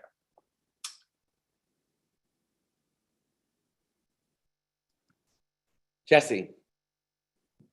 Thank you. Christine, I don't remember from the Transportation Committee meeting hearing concerns from the community about the timing of the proposed project. I don't think we heard that until tonight. We definitely heard concerns about how it would affect various businesses and whether we could start on the east side, the west side, the various blocks. I wouldn't, I think the whoever spoke from the community and seemingly was representing several businesses along 9th Avenue, who suggested, that May and June are the two most lucrative months for restaurants in New York City and Hell's Kitchen. I myself certainly don't have a problem by delaying this project by 1 month. And in fact, I think based on what he said tonight, I think we should seriously consider that and make that actually one of the first top lines of this letter. And in fact, I'm curious to hear what other people say, but I may have to pull my support unless we do that. Thanks. Yeah, just want to respond to that, Jesse. The question is that if we delay by 2 months, then the project will not be finished until next year. So we will spend another full winter with no with the project, the road completely open, and the project, the bike lane not painted. So that's, I think, from a safety standpoint and from the standpoint of finishing things, we really need to do the project. And this was what DDC and DOT explained to us. It was, if I could just add as well, that it is unfortunately timing and the seasons that really put us in a bad position here. Right. And it's one of the reasons it really had to move forward. Otherwise, we were going to lose another year. Right. I'm sorry, what by lose another year, you mean? Sorry, We they can't, can't, because they of the can't start 2 months later? construction. No, they don't do the construction during the winter. They don't do So the- by November, when you get to November, Okay. they stop everything. I see. And then what you have is wait until April of the following year. And therefore, what you have is the whole avenue open and then not the bike lane not painted for another season. Okay. Which is I'm real- curious what others have to say on it. I'm still not sure that that's enough. Okay. Carrie, you call that, Jeffrey? Thank you. Christine, this is just a clarifying question, and I'm sorry if it's in the letter and I missed it, but are these permanently displaced restaurant sheds or only during the time of the construction? Well, they are displaced during the construction. After that, they can come back to the parking lane. And if construction would stop in November, they can come back for the Right. winter. Okay, Right. thank you. Dolores. Quick safety note to Christine, change the battery in your smoke detector. No, that's I know. Oh, that's Jeffrey's. Jeffrey. No, it's mine. I turn Oh. it off. It's mine, but it is placed in a very difficult situation. So yes. I just want to pick up on Jesse's comment. We do know that normally the construction schedule ends around November. However, the city has made exceptions. When the Super Bowl was here, construction was done to accommodate all the buses that were going down 9th Avenue. So there was construction done through the winter months in order to go ahead and close up the water, the construction on the water tunnel, and then reopen it back up for the construction there. I'm only pointing that out because we're starting to see along this area of 9th Avenue, businesses come back alive. The fact that the 9th Avenue Food Festival is on is going to be really helpful. These are really important months. And I think it is important for us to advocate for our businesses. I do recognize your concern about safety for the bike lane, for the painting of it, but for the overall economic development for this community and for these businesses, I think we owe it to them to at least recognize that if there's the possibility to explore how we can work with these businesses on the schedule that makes the most economic sense, we are voicing something. We don't have to say you must not do it then, but we should be asking for these agencies to explore the timing so that we can be supportive of those businesses. Dolores, yes, we are all very dismayed that there is this conflict, right? So, but not only did we ask those questions at the committee, where we ask whether they could, stage things in different ways. So one block could be down while another one, etc. And we got a very clear answer that it was not possible. But Eric Butcher escalated that situation and understood, could not get the proper answer that we. And read. I understand that. I'm asking that we document that we are recognizing that concern and are memorializing that we are advocating on behalf of our community's economic development.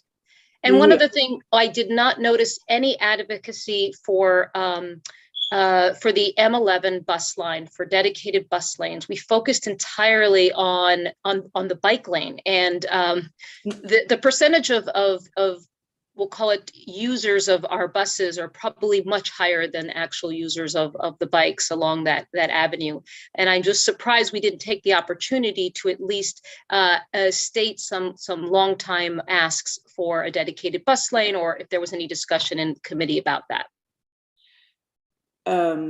So we will take your friendly amendment about advocating for our businesses.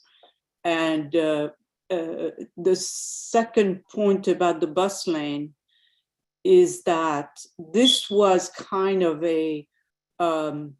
again, a tactical project where we said, oh, since you open, why don't you do that? And then the second part is literally a repainting of the bike lane. That was the project, okay? Bus lane is, we have been asking forever for bus lanes.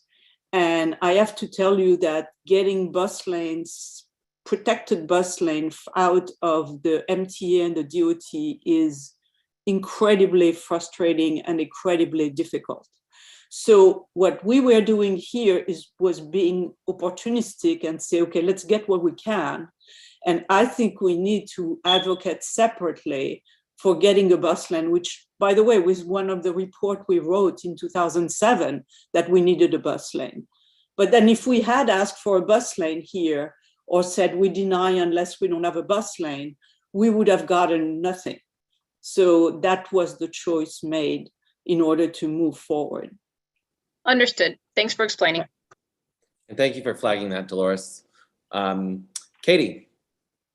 Also following up on the point that Jesse raised and then Dolores just commented on, I do think it's important that we advocate for a change in the timing, but I also think what Jesse was asking for, I believe, was just a 1 month delay, because as I understand it, Christina, you said that it's due to start on May 24th. And I think now we're just saying we just wanted to start like at the end of June instead of the end of May. So it's just a 1 month delay, not a 2 month delay. Yeah, but Katie, if it's a 1 month delay, it won't be finished by November. And even as it is, I'm very nervous that it's not going to be finished by November. Yeah. So the season for marking and for working in the street are really in conflict with this situation. I'll be honest with you, I find it hard to fully accept that if we delay for 4 weeks, that the work can't be done. So I'll give an example. There's a street that got temporary, that was resurfaced in October. It was scheduled to be have its lines painted on it in November, and we are still waiting for those lines to be painted, and it's the beginning of May. So it's a problem universally, and I think if it's the sheds have already come down along these portions of 9th Avenue also, folks, just so that you're aware. I think I was taking phone calls about this back in March. This has not been something we've taken lightly. And you know, it came to committee in a formal way last month, and that's why we're here with this letter tonight. Can I give a little more yes, context? Jesse, please. Just so I think Christine mentioned it at the beginning. I mean, this had been made aware that every one of these projects has a liaison who communicates with all of the residents, you know, as many people as they can, stakeholders on the blocks that are impacted. And this person has been out there communicating this issue since last year, even before last year. We as a community, you know, asked this project to delay into 2022 from last year. That's a huge request. We've already done this once, just to be clear. And so it's you know, they had to shut the entire site down. They took everything off. You know, if you notice that 9th Avenue got very barren after that request, you know, and now they had to come back at some point. I will just also say this is not like the regular street repaving that we see every year by DOT. This is a significant redoing of a major artery, you know, avenue. We're not just talking about milling and paving.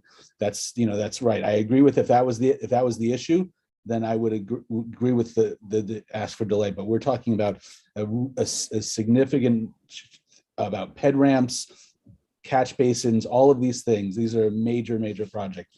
And this is the end of a significant public works projects for a water tunnel. So I just want to give some context to that. Thanks, Jesse. Leslie? Thank you, Jeffrey. I agree with all the points in this letter, and I am excited about the improvements. Thank you, Christine and I don't know if Dale's here, but thanks to Trans for this. I'm tending not to support this letter, and I will tell you why. I am very, very disappointed that there are no plans or mentions of a separated bus lane. To follow up on what Dolores said, this is an avenue, as Jesse said, this is not just a paving. This is a huge, huge redo, and especially one that's a main artery to the tunnel. Public transit should be the paramount consideration. Paramount consideration. We talk all the time about public transportation, separated bus lanes, and how important it is. And what Dolores said is hitting the nail right on the head. A major percentage of the people in our district use that bus line. So I do understand, Christine, the take what you can get approach, or it's not the scope of the project. And I'm not against anything in the letter. I'm for everything, all the improvements I'm for. I'm just really dismayed that we are not fighting harder, or it's not a deny unless, or like this should be a bus lane. Because once this is done, they're not putting a separated bus lane in. I mean, this is a huge, huge redo. They're not going to come back to this anytime soon. I would, Christine and I, just for public disclosure, we talked about this earlier offline, and I would offer friendly language, but I just don't know if that would change the tone of the letter that Trans wants to send. But I think overall this board should really, really focus towards a push for a better public transportation.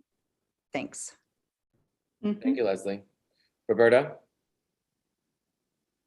Thank you for writing this letter. It is super fantastic. I did want to, it seems like we've resolved this, but at this point, there is quite literally nothing that can be done about restaurants that were ordered, if not, within a couple of weeks ago, to shut down their sheds. I saw the sheds come down. They seem to be gone. We can't help them at all. That's correct, right? Yes. They're just gone. That's totally, because they got a notice to put it down by May 1st, even though the work is not actually going to work to start until May 23rd, which is after the right. So as Jeffrey said, the sheds have already been removed. And we were all surprised how many of them had to be removed. I mean, I thought it was 10 maybe, but because they are doing this reconstruction, it has also to get into the streets. And so it's a lot more. The other thing is that, and I know that it doesn't have totally a bearing, but the contract that the sheds, the restaurant signed for the sheds said, that the shed can be removed. They can be asked to be removed for any reason at all, and with zero notice. And in this case, they had a lot of notice. I don't know whether it was a lot of notice, but they had notice. So we will all wish that it would be different, but that's the way we are. Thank you. I had two kind of one comment, another question. As to the bus lane, I mean, I would support a bus lane on quite literally every street. Would be far preferable to vehicle lanes personally, but I guess my concern with highlighting a bus lane here is it does appear to be duplicative of like the subway service that runs up and down 8th Avenue, and that it might be harder for DOT to justify that than it might for our various crosstown bus lines, like the dedicated bus lanes on 34th Street that go crosstown. It's just a comment. I don't oppose the suggestion of a bus lane, just kind of contextualizing or justifying that there. And then the last question, or I guess comment that I was hoping to make is, as a cyclist who frequently uses both 8th and 9th Avenue on a very regular basis, I have noticed that there is a particularly large amount of people utilizing the bike lane on 9th Avenue. I'm pretty sure it's mostly between 33rd and 34th Street as a parking lane, but it's in that lower 30s area before 34th Street, so between like 35th and that but kind because of area. it's also a construction zone, Okay. We've been trying to reach the people from Vornado, etc., and it's very complicated. So okay. And are there, I guess, calming interventions that could prevent that in the future? Yeah, they are going to redo the bike lane there, but when it's in construction, then it doesn't work. Okay. Ted? Hi, guys. Can you hear me? Yes, we can. Okay, listen, I just wanted to add a little bit of color for the restaurants to all transparency. I own Rise Bar on 56th and 9th, and I met with a lot of the restaurant people about actually what was going on even weeks before it. And, you know, a lot of these people spent a lot of money in there. They got a notice maybe 2 months ago that they had to take it down when they spent a lot of money on these places. And, you know, obviously we knew that it was done. It would have been great if we could have worked out something where they came up with a strategy that they could maybe use some sort of temporary barricades for when they weren't working. Because I listened to that meeting that they had for the DOT, and they said that they were going to be done working by 3:30 every day. And then they also said that they were going to also add some side streets to rip up their outdoor sheds because of they were going to be directing traffic, which makes no sense considering 3:30, there's not a lot of traffic. So I think that the community by large and the restaurant community is a little bit just upset because, all right, we have to remove these. And there could have been some sort of alternative plan to help the restaurants continue to do, you know, outdoor seating in the streetway. So I think that's what a lot of people were upset about. And also DOT came over maybe in April, a couple of weeks prior, sending out flyers saying that if you don't move your stuff, they were going to store it and charge you for storage and bill you and all this other $1,000 fines and whatnot. So I think that the tone of DOT is just like, just move it. And, you know, as you said, Christine, like, you know, this was in the contract you signed to have outdoor, but I think that there could have been handled in a little bit more delicate way where there could have been, you know, obviously if you can't wait 2 more months, you know, or in 1 month, that's fine, that they could have come up with a plan for these restaurants and bars to be able to set up a shift since makeshift outdoors, since they're going to be changing the guidelines anyways. And we know the barricades aren't going to have to be 400 pounds. It's just unrealistic for us, you know, restaurant owners to move 3,000-pound barriers to the sidewalk and back. But I was thinking if there was some way that the DOT could have worked with us on that, that would have been, you know, something that. Well, I think we can add some sentence here to say that we look forward to work with the DOT and the restaurants to, you know, to be creative if there is any open space that can be used, right? Because I don't know, when you are rebuilding, when you are redoing the street, you are breaking down the street. So they may stop at 3 o'clock, but what you have is like a bunch of rocks, right? So I think it needs to be really worked through as far as what is it that they could do, and we can ask them to do that. We'll put it in. But just like maybe say when it's you know, when you're able, say if they do 56th Street and they do that and they pave it and they get everything done in a couple months, you know, obviously maybe they could work out something they can put out there. Also, I did have a question because you mentioned something about the sidewalk extending an extra 75%. Is that going to be on the west side, the east side? Oh, it's on the east side. Okay, and in the letter you said something about these sidewalk seating. Are the sidewalk seating also going to be taken away from the restaurants and businesses? No. When I read the end of that, I got a little confused. So I just no, not at all. Okay, all right. Thank you, guys. Thanks, Ted. Christopher. Thank you, Chair. Went through the letter, and I'm going to actually lower my hand first and foremost. So, Christine, is there any plans post-project that considers al fresco seating? And then second, you know, I have to echo Ted's concerns. There's a lot of small business loans out there that need to be paid back to the federal government. You know, is there anything that the city or state can do to promote our businesses on the 9th Avenue corridor as they are losing, opportunities to generate So profit. first of all, yes, after when it's rebuilt, after that, there can be outdoor dining on any parking space like it is today.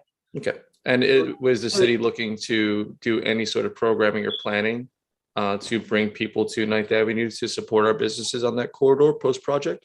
That's a good idea. We can put that in the letter. Yep.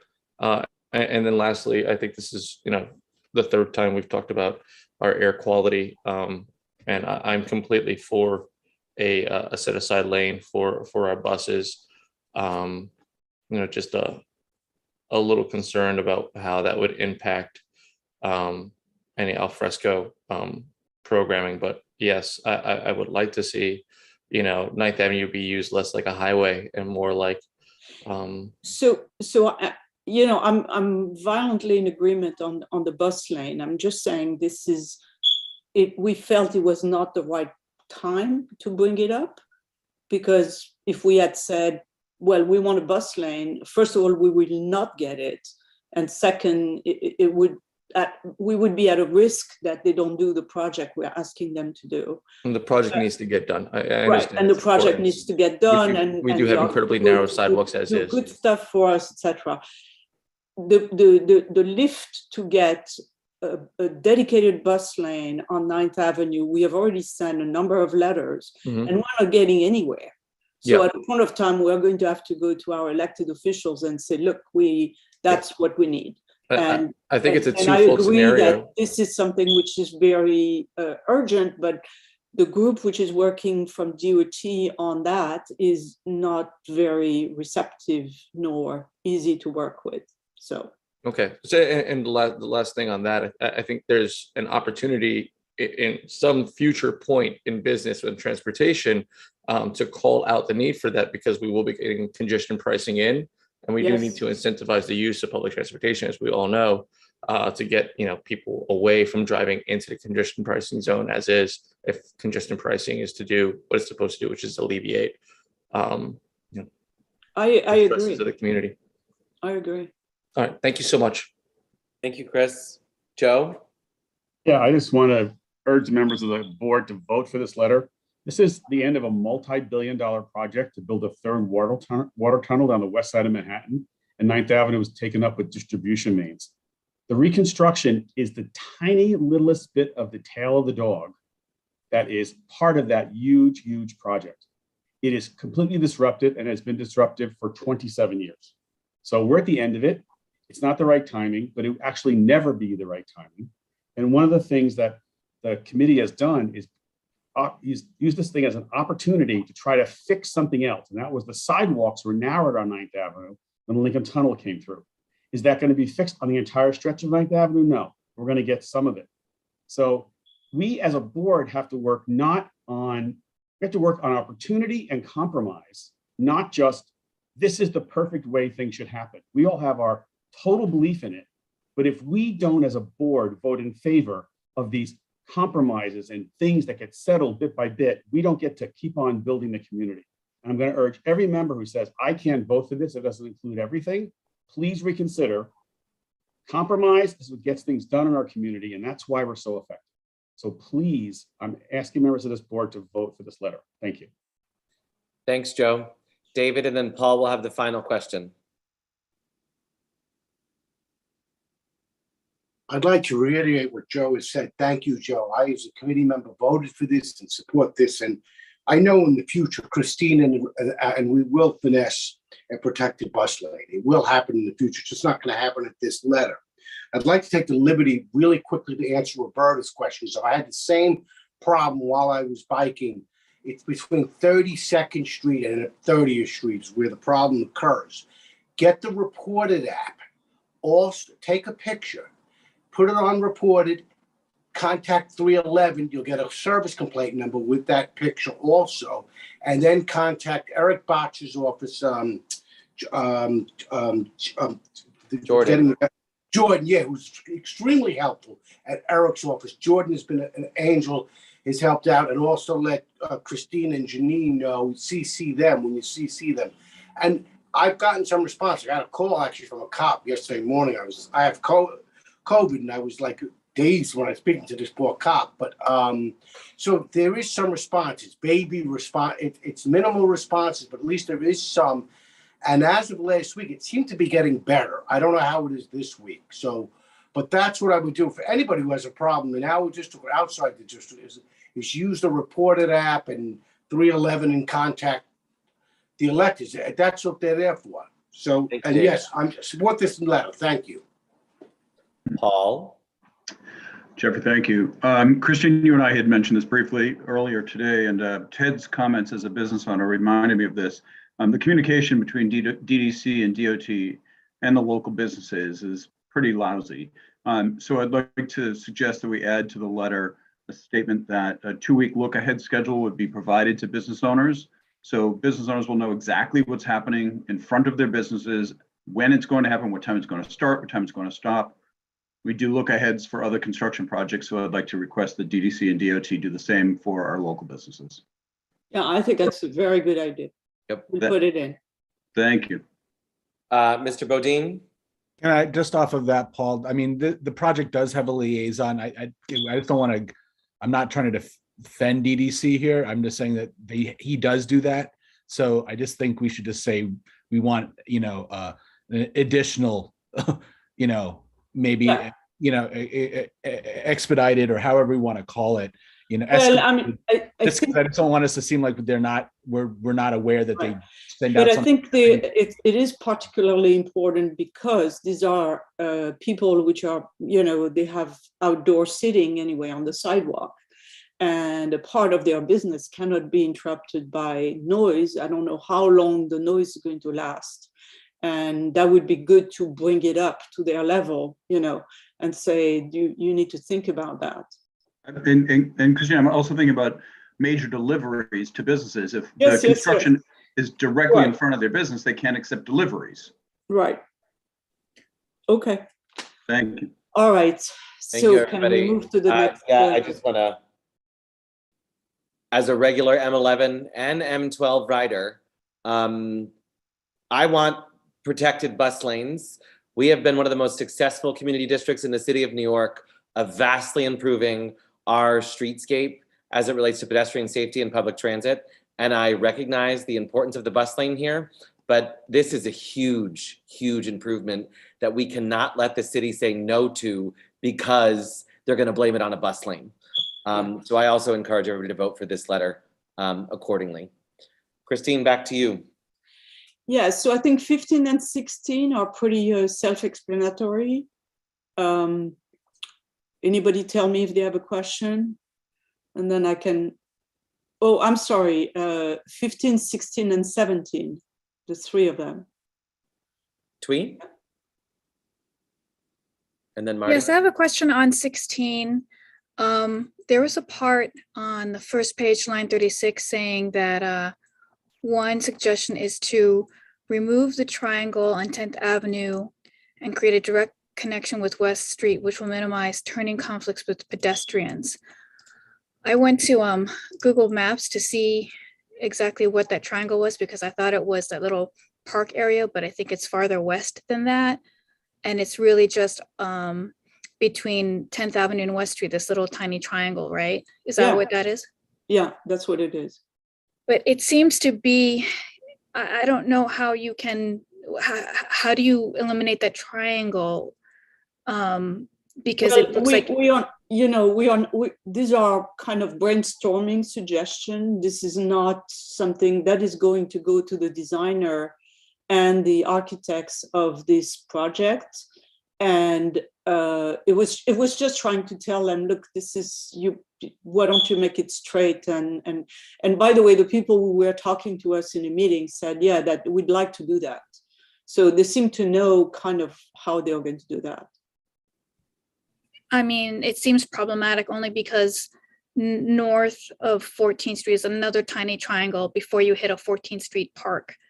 So it looks like if you try to merge it, it would blend, and then 10th Avenue is no longer 10th Avenue. And I mean, it does come as like an expanding triangle, like that's the point of the triangle. So I don't see how merging that would help.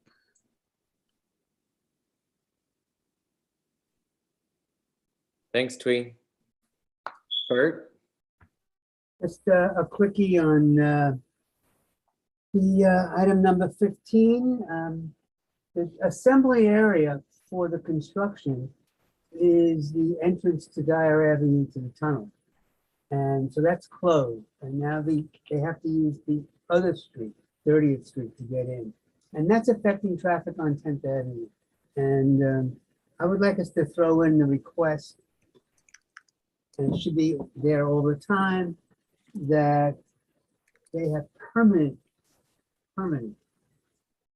human beings directing traffic at the corner there to facilitate movement. You mean at 10 and 30? Yeah, 10 and 30. I think it's 30th Street, right? Where Yes, yes. Yeah, because, you know, they do this every once in a while. I do see one or two, and it does help. But it should be done on a regular basis. Okay. And this is a further reason. Right. So we'll put it in. That's good. Thank you. Thanks, Bert. Roberta? I had two questions. The first, I think, is pretty basic. I just want to confirm 17 is purely informational for the departments. There's no recommendation there. That's right. Looking over. That's right. Okay. Perfect. And then for 16, I did want to mention, because I do believe I attended a transit meeting where this was a topic of discussion, but I believe DOT is engaged in citing city bike docks, city bike stations. And there is, I guess, almost a fight for dock space over there by Little Island, by 14th Street. And there's plenty of space in that area. It appears to extend that dock and make it more possible for more people to utilize, bring bikes over there and utilize bicycles or bike share as a form of transportation. I was wondering if the committee had at all discussed expanding the number of docks as a method of. No, so what would be the dock? Which dock are you talking about? That's 10th Avenue and 14th Street. Okay. Thank you. All right. Thanks, Marty?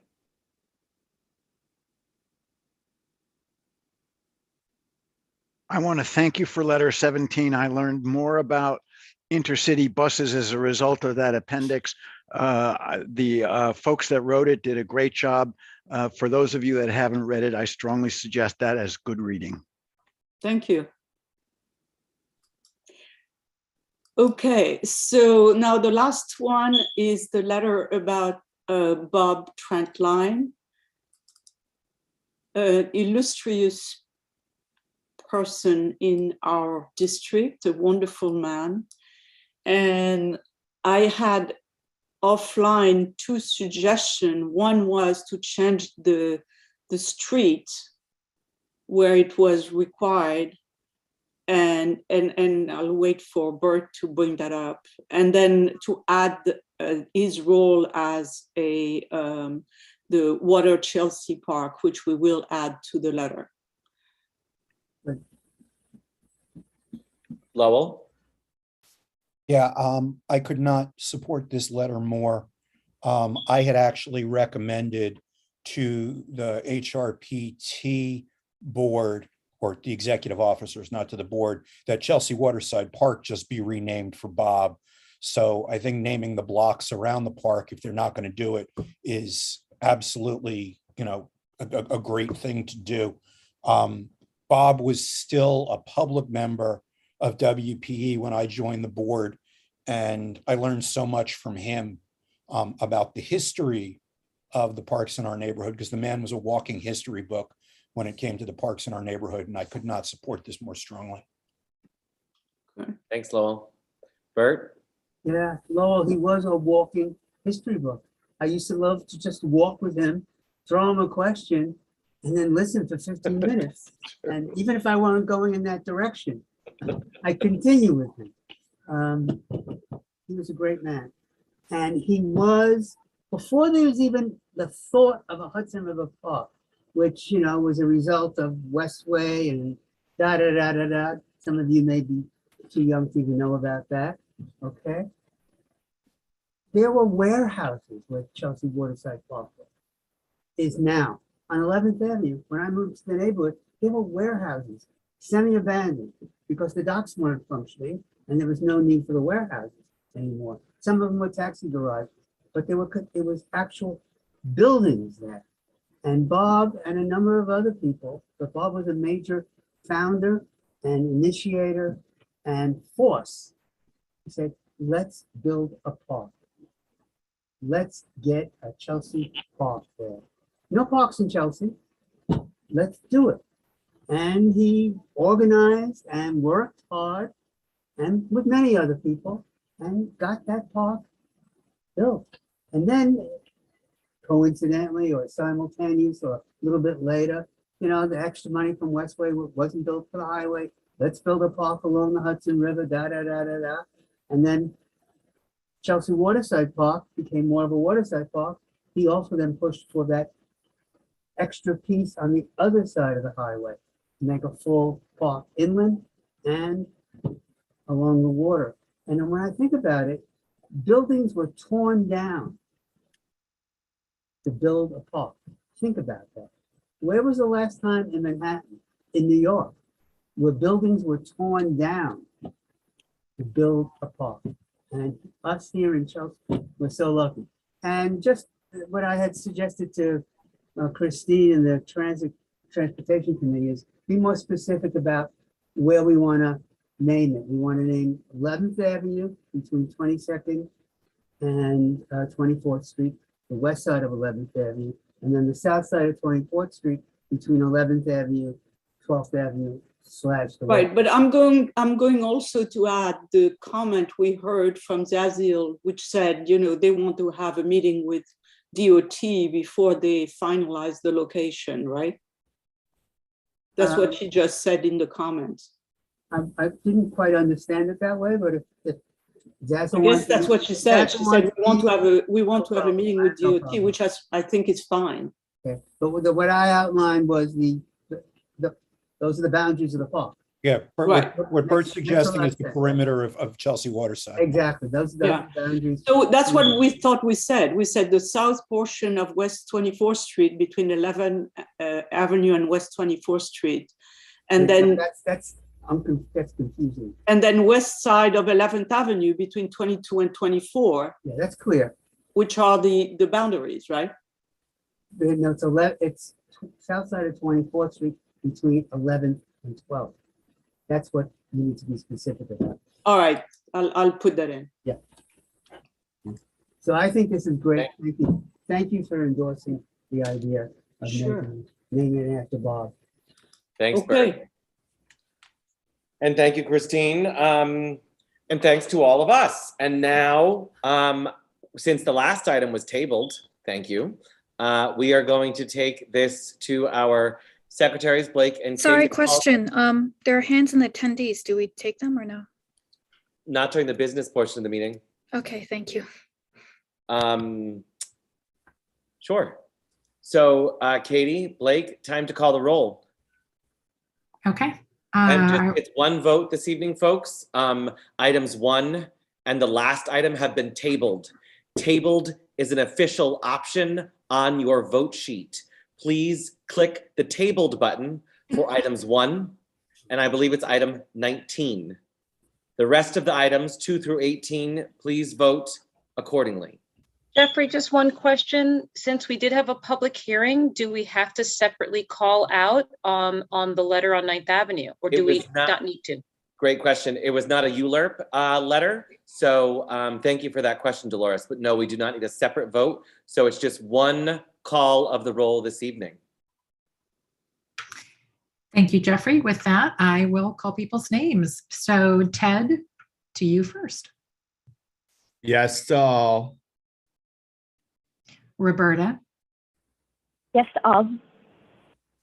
Christine. Yes to all, and sent my vote. Well done. Gwen. Yes to all. Leslie. With noted reservations, but I will defer to my chairs. Yes to all. Oh, Viren, are you here tonight? Viren is not here tonight. Oh, okay.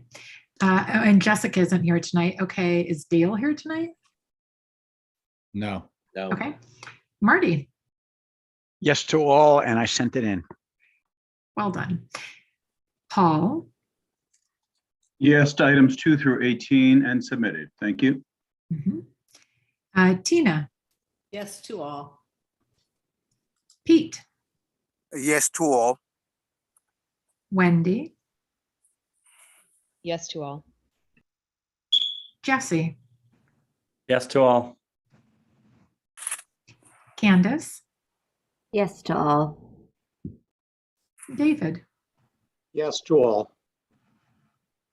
Frank, Yes to all. Josephine, Josephine is not here. Peggy, Yes to all. Carrie, Yes to all. Lowell, Yes to all, including item number 12, because I'm trusting Marty to do this the right way. Blake, Thanks, Lowell. Yes to all, and present not eligible on 15. great. Bert, Yes to all, and I assume the modifications and suggestions we've made will be added to the dog letter and the non-cabin letter. great. Chris, Yes to all, and I thank Christine for considering the small business proposal in that letter. Thank you. mhm. Elizabeth, I guess you mean me. Yes to oh all. gosh. You're right, Betty. I've decided to get very formal with you this evening. It's okay. I'm sorry, you said yes to all? Yeah. Okay, thank you. Sarah, Yes to all, vote sheet is in. Tina, Nelson this time. Oh, Tina's not here. Oh, okay. Mike, Yes to all and submitted. JD, Yes to all. Yes to all. okay, thank you. Maria, Yes to all and submitted. well done. Alan, Yes to all. great. Brad, Yes to all, thank you. mhm. Tui, Yes to 2 through 18, except for 3 and 16, and submitted. so is that abstaining on 3 and 16 or no? No, thank you for clarifying. No on 3 and 16. Got it. Thank you.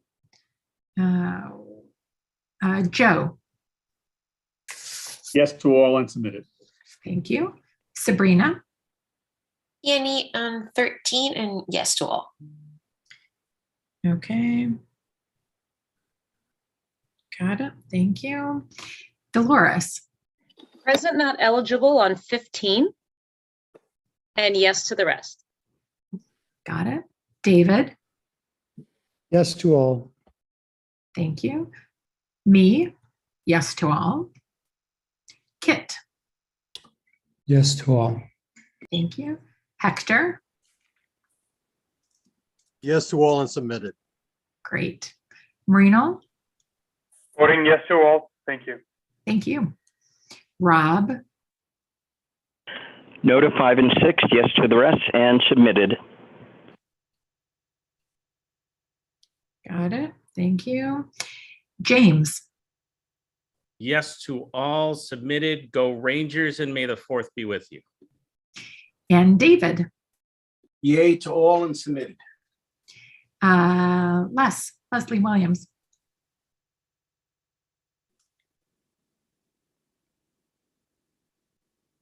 Are you here? Can I see him tonight? I don't see him I here. did not see him. No. All right. Then Alice. I don't think Alice is not here either. Yeah, I don't see her either. Okay, then Jeffrey, it's over to you. I am present, not eligible on 2 and 16, and yes to the rest. Got it. I think that's everybody. It is. Thank you, Katie. James took my closing line, which I will indulge him on that since he appreciated limiting questions this evening. But with that, I will take a motion to adjourn, everybody. Motion to adjourn. Thank you. Have a great month, everyone. Great job, Hi, Mr. guys. Chair. Thank you. Jeffrey, are you still there? Yes. Hi, Gwen. Hi. I would like to be included in any group you get together about the cold framing, which is plugging in so the ships don't have to burn that nasty fuel. The shore power. It'll always be through water WPE. So I think it's gonna Great. It'll continue in your committee. Okay. Okay. Super. Thank you. Alrighty. Good night, Gwen. Bye, everybody. Good night. Bye.